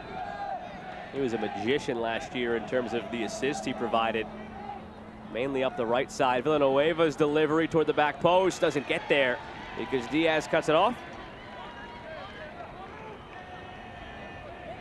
Can't watch the match? Turn on SiriusXM FC 157, North America's only 24/7 source for engaging soccer talk, including USL All Access Tuesday nights at 7 Eastern, 4 Pacific, plus hear live matches from the USL, MLS, English Premier League, and more, all on SiriusXM FC 157 and the SiriusXM app. I hear you guys talked, you and Mike Watts, a lot about coleslaw this week, apparently, in USL All Access, but We do have Soccer Talk on there as well, I can assure you that. Mark Briggs can go catch it on demand. Open Cup winner with Sacramento Republic, their opportunity to progress into the Final 8 against LA Galaxy. Found it quite interesting, his talking points of, you know, trying to maintain the balance between all of that, because you look at history of what's going on recently. The 2019 squads in New Mexico United and St. Louis struggled heavily in league play. FC Cincinnati in 2017, same thing. Sort of every year that one of the quote-unquote lower division teams have made a run, their domestic matches have really been pushed by the wayside. Sacramento Republic not dealing with the same thing. Not yet, anyway.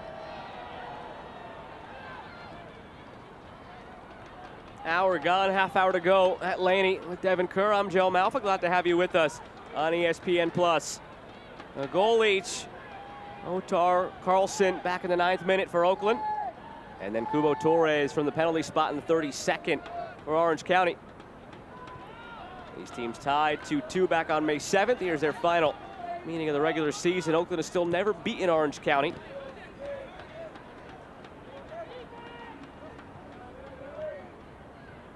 Richards, I don't think the intent was to get that one back off the knee of McKay, but it worked out.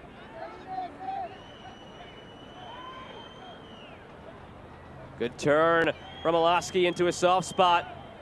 And Fasore steps and wins it.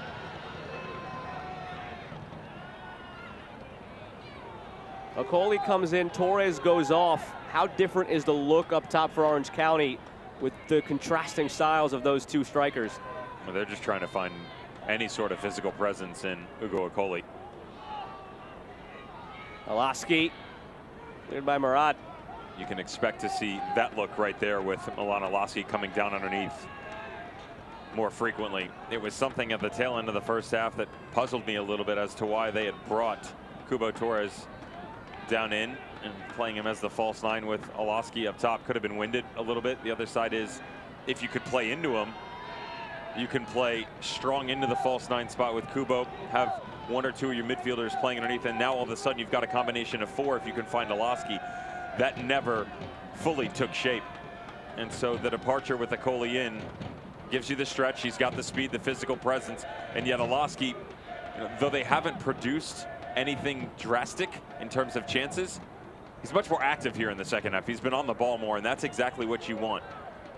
Kubo grabbed his 6th on the season. Friendly reminder that coming in, Milan Alaski was actually leading that category for Orange County with 6 overall. Now the two of them on 12 in tandem. He was pretty much blanked for the most part in the first 45 minutes.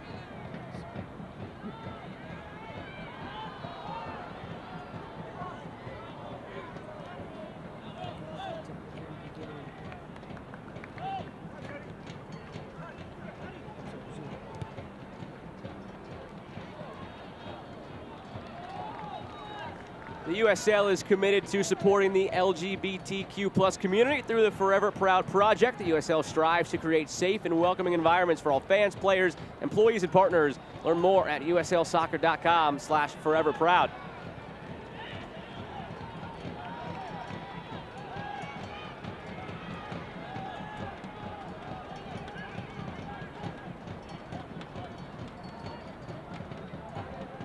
Oakland has seen their possession climb in the second half from what it was in the first half, now up to 62%.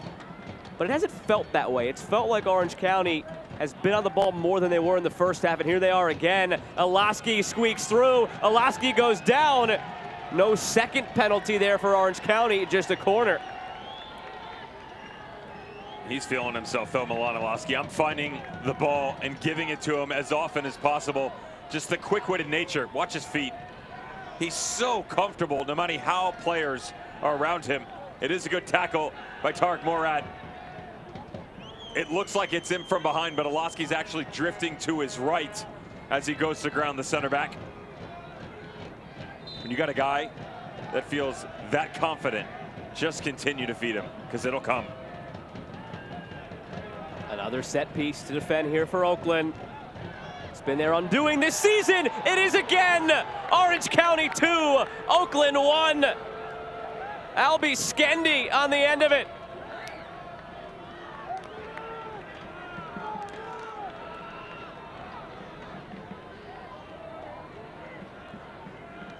How do you give up almost the same exact look that we've seen in so many other games? I mean, you could park a jumbo jet with the amount of space that you have right at the top of the 6-yard box. Look at all the jerseys from Oakland, looking around, trying to figure out where the mark's coming from. Got to point a finger at yourself, because this is still a heck of a finish by Albie Skendi, only his second on the year for the center back, but an extremely important one here in Oakland. Devin, we saw that replay a couple of times. I'm not even sure who missed the mark. It just seemed like they had no idea who was there. If I'm on the sideline and I'm Juan Guerra, this is one where you just drop the tape down and go, you guys tell me what you did wrong. You can't have that many players in such a tight-knit space, and yet still, Skendi had a solid 2 to 3 yard circumference around him.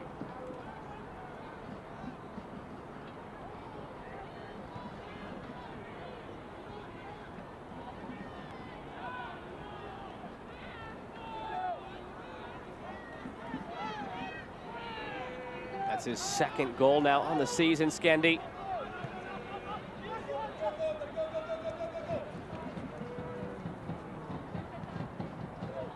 All the way back for Rakowski. And it's Orange County once again up 2-1 in the second half on Oakland on May the 7th. Carlson, 94th minute, free kick, made it 2-2. And Oakland will need some late heroics again, it appears, if they want to salvage something from this game.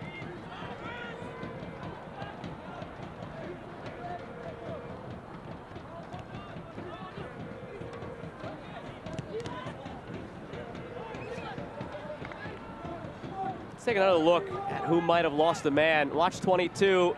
Barbier couldn't fight through the screen of Orozco, it looked like, and there was a switch in there maybe, and nobody followed him. But even then, you've still got runners. There's 3 standing on the near post. Everybody just turns around. Alaski goes down far too easily. You don't expect Carlson to drift over here, but when he's standing there and you can see the ball being whipped in, it's easy enough to take a step or 2 back and at least cloud the space or the judgment of the attacker pushing through.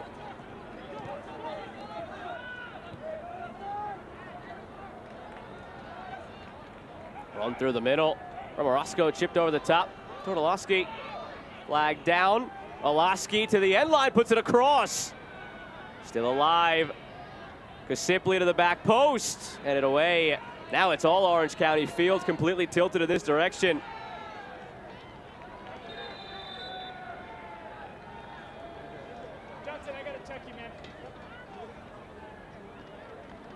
Pair of changes on the way. Mikael Janssen, Lindo Mafeka on the way in.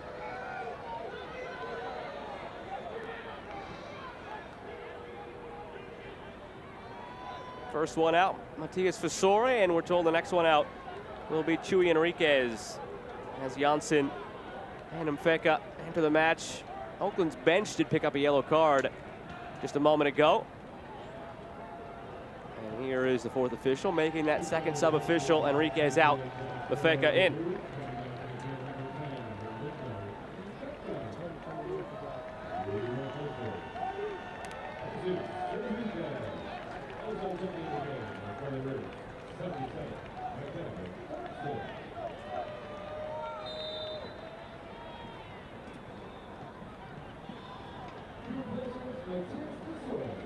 Talk about how on one side, if you're Juan Guerra, you have to be beside yourself right now. You go up in the game, and then you end up going down after the same thing pops up again off a set piece. On the other side, Richard Chaplow has to be very pleased with the way this team has fought back. They go down 1-0 inside of 10 minutes, and here they are with a chance to pick up 3 points. To get on the ball more was probably the most important thing for Richard Chaplow. The other side of it was making sure to keep the game in front of him. Sometimes you just have to take what's being given to you, and for all the great buildup that was Oakland Roots in the first half, they really haven't changed that much. And so as Oakland has started to push the numbers forward again here, just keep an eye on the runners. It's very predictable, and Orange County has figured that out. So Brent Richards, Villanueva, they've just sat back. Good look right now. Everything's in front of them. Even if you play a ball down into the channel, look at the markings. You got one-on-ones, 2v1s. You have to watch that quick diagonal like that from a Mafeka or a Dark Formella that was cutting back across. Otherwise, the game's just in front of you, Joe. You shift side to side. If the ball comes up over the top, you chase down into the corner, start to shift and provide coverage. It's easier defensively. Not easy, but it's a simpler way to make sure that they're not breaking you down in behind.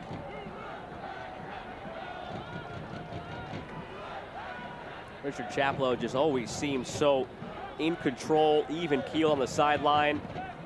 Takes over mid-year last year. Obviously takes the team to a trophy. This year comes in, some players departed, new faces in early on when certain results weren't going their way and catching up with him before certain games. Never panicked, knew it would come along for this team. They're still in that process and just always seems in control, even keeled in his technical area.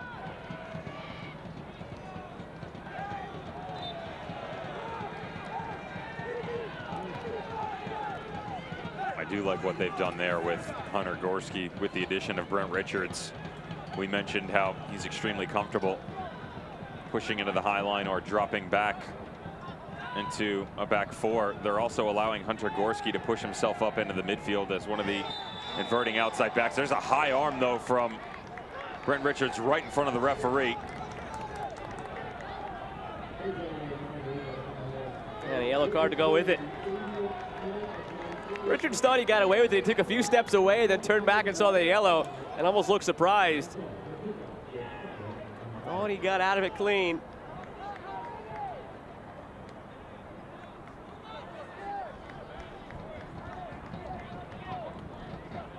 It's just the arm right at the top of the box. Right there. I mean, you want to impede the run from Azakar for sure, especially as high as he was. But he did have coverage behind him. Richards says Albie Skendi had started to slide over. Patrick Rakowski could have easily picked it up. There's that space that I talked about. Chuy Enriquez real close in the first half. Azakar fancies himself here in the second. It was a direct free kick last time these teams met to tie it up.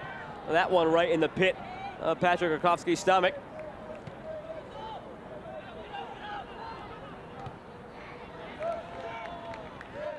The other one also came much later. Final minute of stoppage time by Carlson. Roots fans, get your 5-game mini plan starting at just $90 or your Fam 4-pack available starting at $80 for 4 ticks and 4 drinks. Call 510-488-1144 or visit oaklandrootssc.com/tickets for more information.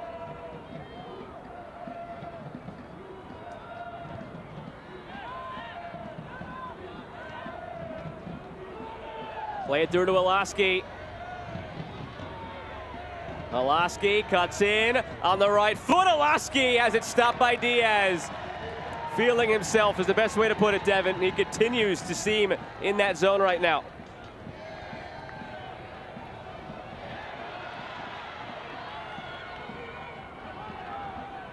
It's just enough defensively for Oakland Roots behind it. Tarek Morat as he pinches over. Clementa gets high. Just watch Barbier come back across and the recovery too by Clementa. Barbier smart, he actually stops his run. You feel the initial pressure if you're Olaski, and you also got your head up because if Barbier keeps coming, you can just slide that over to Okoli. So there's the slight hesitation defensively and the good recovery by Clementa to help out Tarek Morat. Otherwise, that's the 7th of the year for Olaski.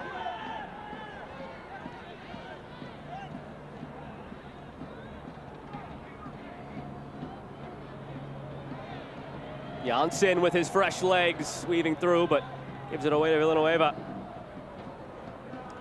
Longera really likes what Janssen gives them going forward in the midfield. Gives them a presence they really haven't had sitting beneath Carlson, and they've already hooked up those two for 2 goals since Janssen entered the squad just a few games ago.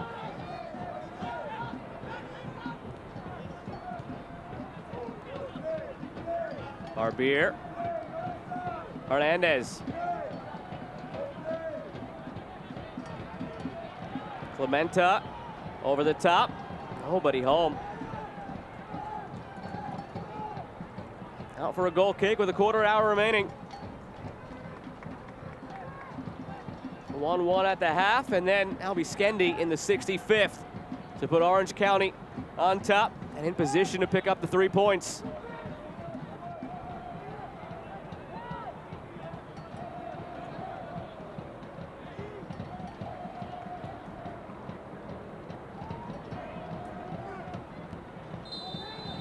Rakowski, a very quiet 5 saves tonight. Nothing has felt too strenuous for him.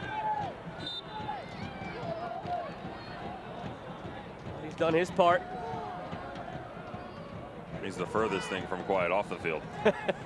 He's great, man. I enjoyed my time with him.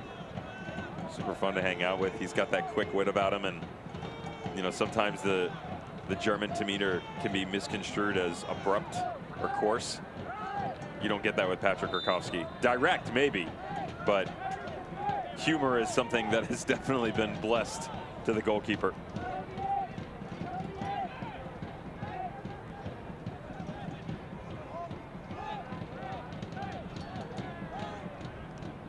Pulaski wandering free at the penalty spot in anticipation of this delivery. All the way through for a goal kick. Diaz wants to get it right back into play, and does.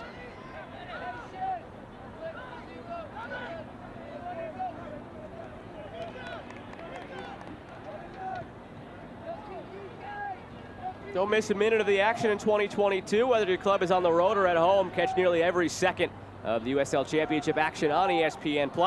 Home to USL, MLS, La Liga, Bundesliga, UFC, and more. Sign up today at plus.espn.com. Coley shielding it, drawing the foul. And a free kick on the way for Orange County. You could have blown this at midfield, but the referee elects to let him play the advantage, and yet still another confrontation at the tail end of it. Just watch the physical power. Sit down.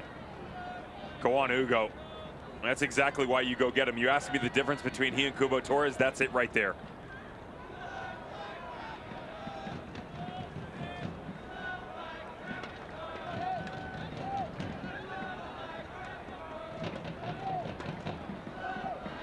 Early on, you know, you go.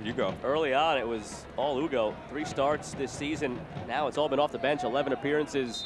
Only 3 of them still starts. That's better than I was about to say. I want to be on the wrong side of a bar fight with Hugo. I'm always buying drinks for him. Driven through the uprights. 5-1 Orange County.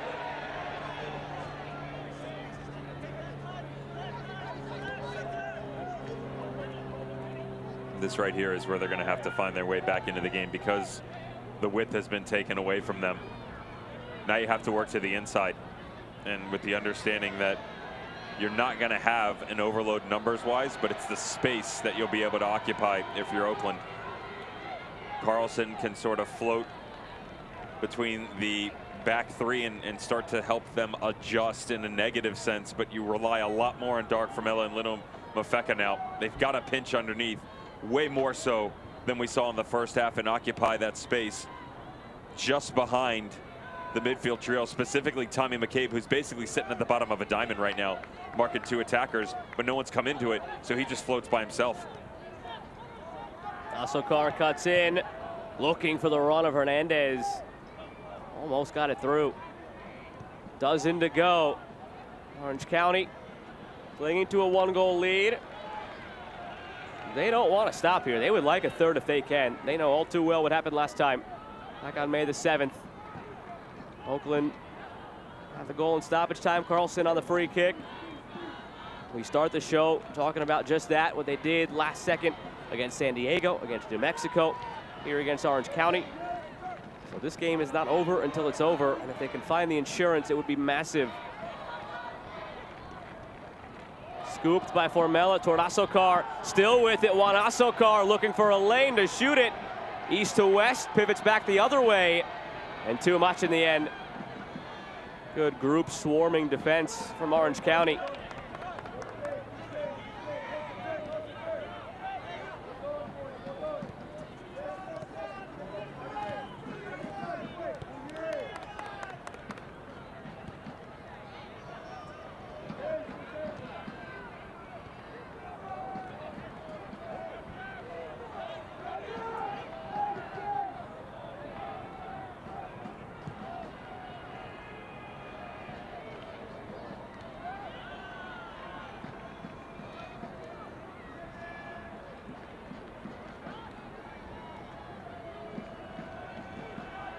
Villanueva kept it alive. Off of Olaski. Olaski yanked down from behind.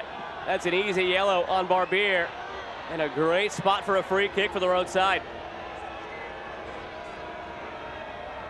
It's been coming with the ingenuity that has been Milan Olaski here in the second half. Even off the clearance. And you watch him drop that shoulder. He's done it a couple times in this game where he just pivots a little bit, drops that left shoulder, and then goes to work. Gets around Danny Barbier. He knows the job that he has to do because Olaski has daylight.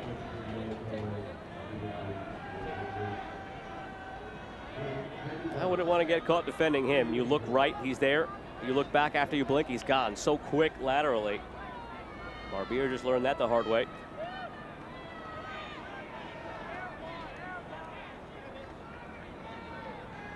Peterson, Olaski, Villanueva, all standing over it as Diaz sets up his four-man wall.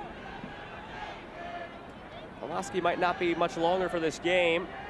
Ivan Gutierrez getting set to check in. Word is that it'll be for Olaski. Next chance Orange County gets.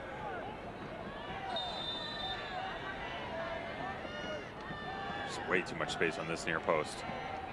Villanueva looking for it and almost found it. Couldn't get it up and down.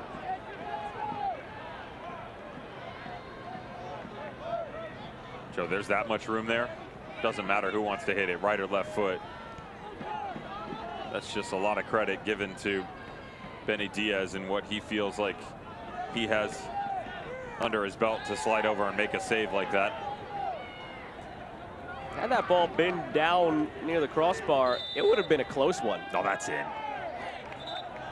I don't disagree with you, but he made the dive. He was close up there. But maybe a little bit too confident in his abilities, to your point. Almost doesn't count. There is that change. Olaski out. Gutierrez in on the other side. Johnny Rodriguez will enter. And it's for Danny Barbier. Extra attacker on. Extra center back off for Oakland.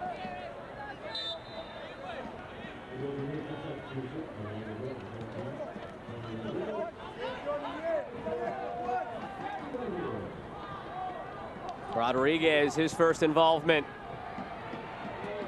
And that is just routine for Rakowski.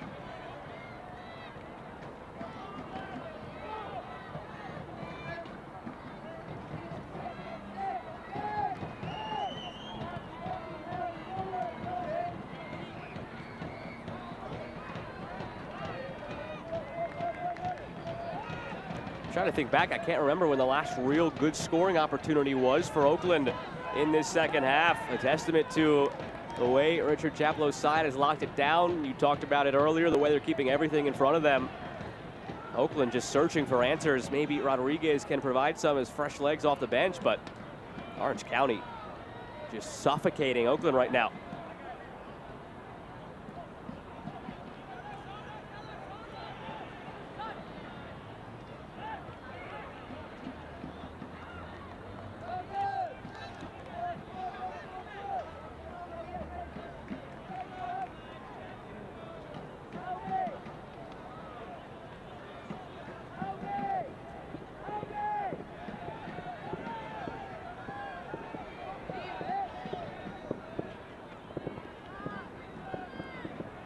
Down in the corner, Villanueva working past Janssen, who wins it.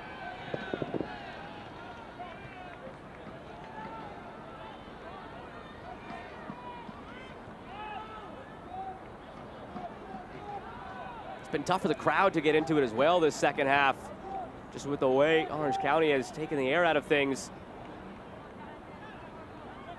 Fans here in Oakland, always raucous, but ever since that early goal and some opportunities squandered by the Roots, not much to cheer about. They go from one up to one down.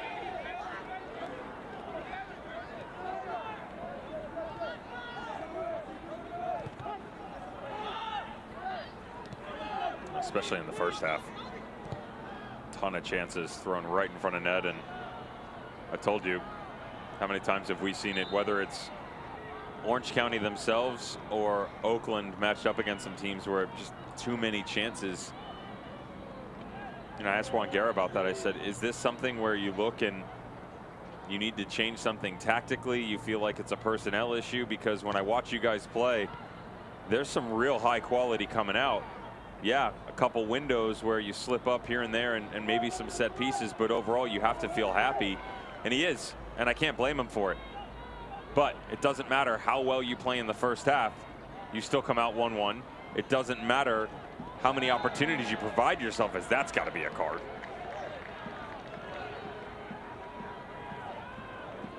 It doesn't matter how many opportunities you provide yourself, you're down again here. And how many times have we also seen this story where they come back and grab one at the end, right? 5 out of the 7 games against teams above playoff lines, they've been able to get a point out of, 3 of which have come in the last 5 minutes of a match. So tough to get a read on where you stack this team in a stacked Western Conference. Are they a team that's fortunate to still be within striking distance because they've salvaged late points? Are they a team that in those games should have probably had 2 more and should be higher in the table? Glass half full, glass half empty, or just plain average? No drinking at all.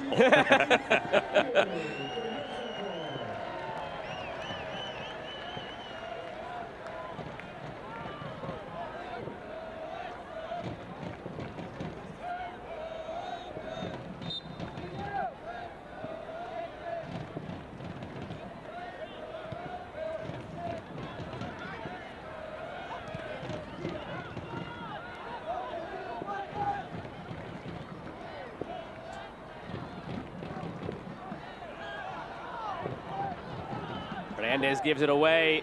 Can Orange County find the extra goal here? Go up 3-1 into the area, floated toward the post, but wide. Gutierrez, what a debut on the season that would have been. Well, the recent acquisition just announced, and for a guy that was a first-choice player for Junior Gonzalez at Los Dos in that 2020 season, Phoenix Rising go and get him. He hasn't had a lot of looks, and yet the quality immediately being shown. That left foot of his can provide some of the best service in the championship if they can get him going. Well defended.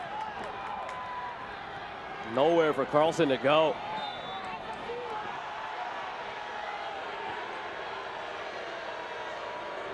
Just a couple minutes remaining now of the 90. Oakland still searching for answers in this second half.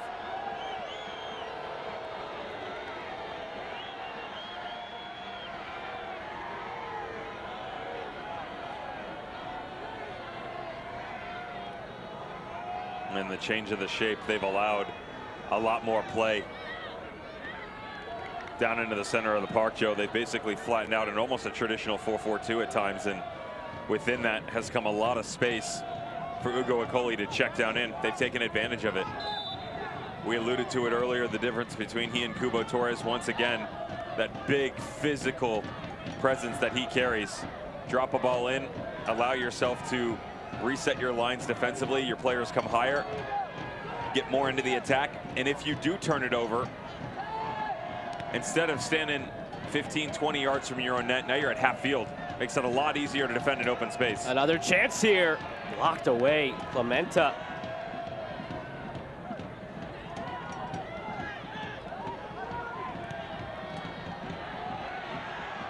Over the top into the path of Arito. 2 defenders right on him. Arito battling through Orozco. And the wily veteran clears.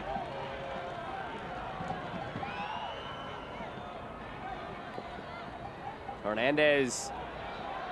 Bafeka. Formella along for Asokar. Asokar blocked out for a corner. 90th minute. Can Oakland provide the late dramatics again?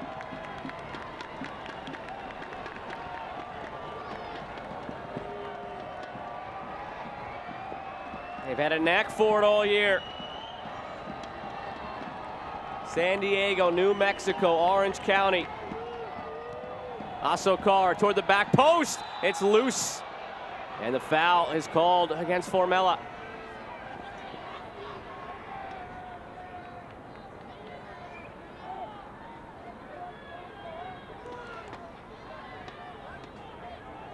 Clock reads 90, and we'll have 4 more minutes at the end of this one.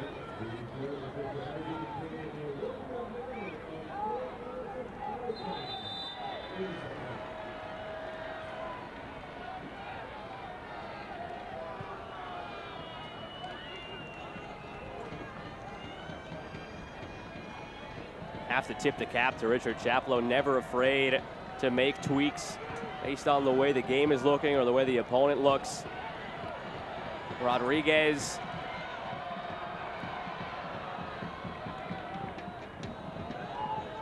Last year when he takes over the team, played a certain way because he felt that's what best suited the personnel. This year, comes in, starts putting his stamps on the team a little bit more. Not afraid to morph based on what's given.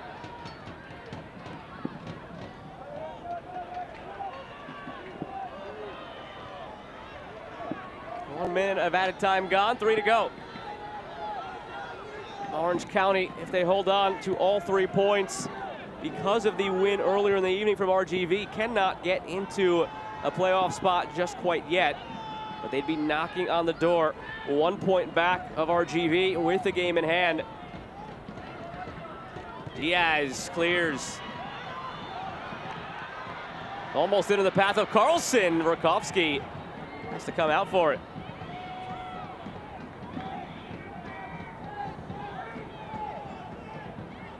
Love the thought process that's been put out here by Richard Chaplow. You know, a lot of times, Joe, you and I will see teams head into a match, things don't work, and they continue to bang their head against the wall, right?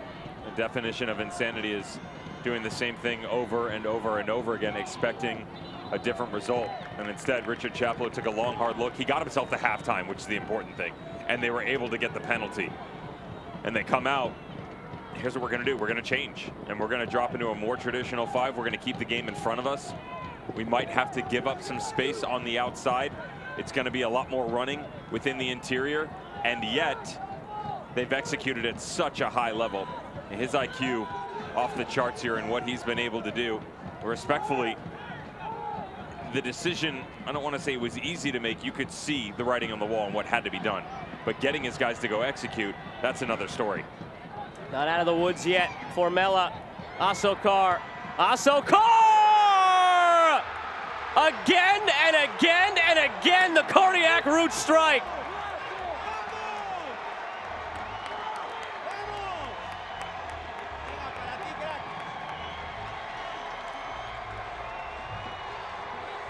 Fourth time this year. We've talked about it all night long. The match against United, Loyal, Republic, and now Orange County. Down and never out. And watch the little cut back in. I told you, you gotta be willing to challenge the interior if you're the Oakland Roots. Be it on the front line, one of the wingbacks, drop it into the 4. Azakar unearths this and added time to find another equalizer and hope once again for Oakland Roots. Can they go for another one? Carlson taken down. He'll have a free kick opportunity. My, oh my. Last time, May 7th, 2-2 final. It was Carlson 90 plus 4. Tonight, 2-2. Asokar 90 plus 3. Got to be real careful here if you're Orange County. You've worked so hard in the second half. Only to give an opportunity back. Credit, though. Full credit to Oakland Roots, because this has been a very frustrating second 45 minutes, even more so than the first, where a couple opportunities were squandered. And yet, the one that pokes its head out comes from your wingback and Azakar, who's given you the dramatic before. Now, can it be double digits from Carlson to send this thing into absolute raptures for Oakland? Carlson, yes! Number 10 on the season. The Roots steal the 3 points at the death at Laney.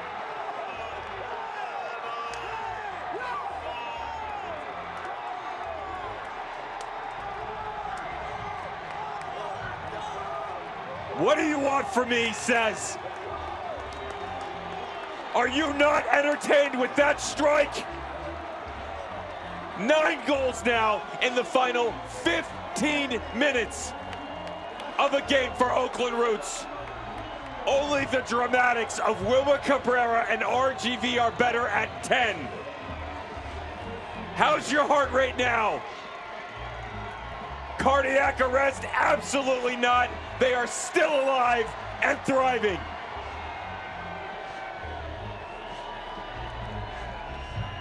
For all the times they've done it this year, this one takes the cake.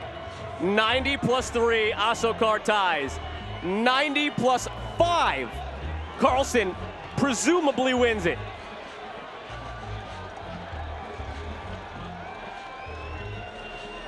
On a night where Oakland was playing with heavy hearts, Memo Diaz, a team favorite, lost his father. The team wanted to do this for him. They do it for him. You see the emotion from Carlson after he scored his first goal, goes over to hold the Diaz jersey up. This one was for him. 3-2, Oakland wins it.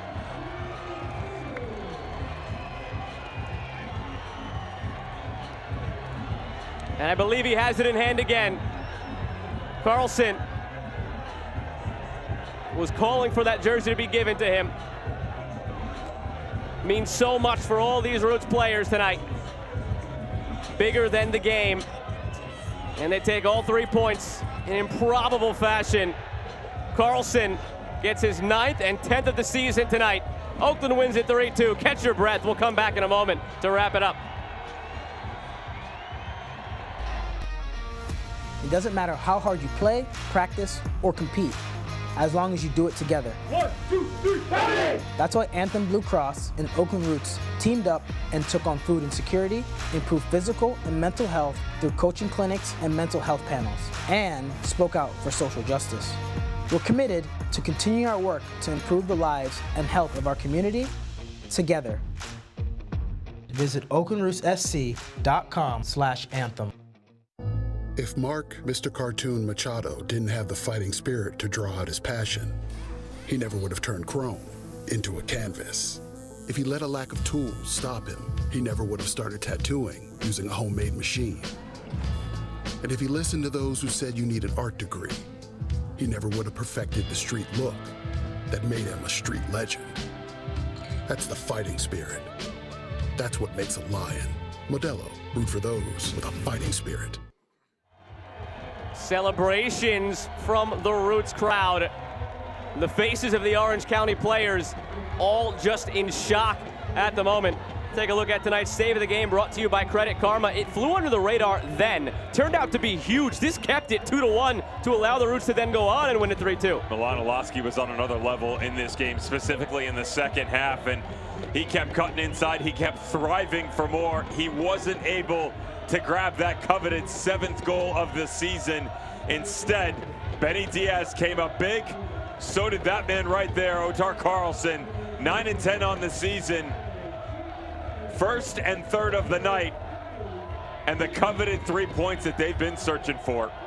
He is the man of the match, brought to you by Ale Industries. The 2022 Town Beer Collab is now available in select stores and on tap at Ales Industries. They continue to celebrate over in the corner. We'll take a look at the full-time highlights. We'll bring you back to the beginning. It's really all that happened at the end that was the real icing on the cake tonight. And Carlson got it going early, and it's a poor clearance by Orange County.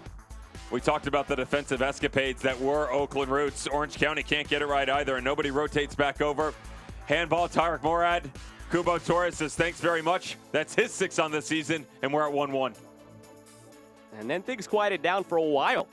And then Orange County goes ahead 2-1 on the set piece. And they changed their system. And, you know, they fluctuate in and out of a 4, a 5, a 3 in general. But they had pretty much sat in a 4 the entire first half. Gave out too much width on the outside. They didn't have enough bodies on the inside either. You drop into 5, you put a triangle in the middle. But it's another set piece that actually gets them the opportunity to the go-ahead goal. It's been the Achilles heel for Oakland Roots all night long. Second half, very frustrating. On the tail end of it, though, greatness. Azakar, 3rd on the season. 220-plus appearances all-time in his career. And you're looking at only the 23rd time he's hit pay dirt, and they were not done.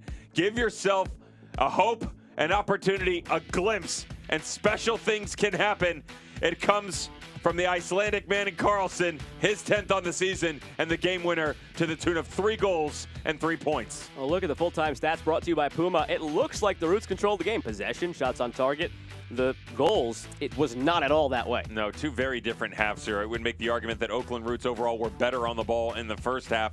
Orange County definitely better, at least in terms of game plan execution in the second. Orange County have now lost 10 points from a winning position in the USL Championship. That's more than any other team. That's not a stat that you want to be known for. We came into this game talking about how Oakland Roots needed to be better. They needed to define themselves when given the opportunity. X marks the spot. They did it tonight. Take a look at the out-of-town scores brought to you by Visit Oakland. Get out on the town and visit Oakland to explore arts, culture, and world-class cuisine. Just 2 others from this Wednesday evening, and then New York and San Diego tomorrow. RGV had their own late dramatics, 90+2 to win that game. And then, of course, everything here tonight. Oakland wanted 7 points out of this 3-game home stretch. They got 7 in dramatic fashion. Got to be happy. Rodrigo da Costa with the game tire against the Rowdies. Oakland Roots, this is called character. I said coming in, you could look back on a game, Joe, and that could be the season turner. They're on their way. Could be. Very well could be. They beat Orange County for the first time ever in their 2-year history now in USL Championship. And that'll do it for us tonight from Oakland, California. For my broadcast partner, Devin Kerr, and our incredible crew, I'm Joe Malva saying good night from Laney. Oakland 3, Orange County 2.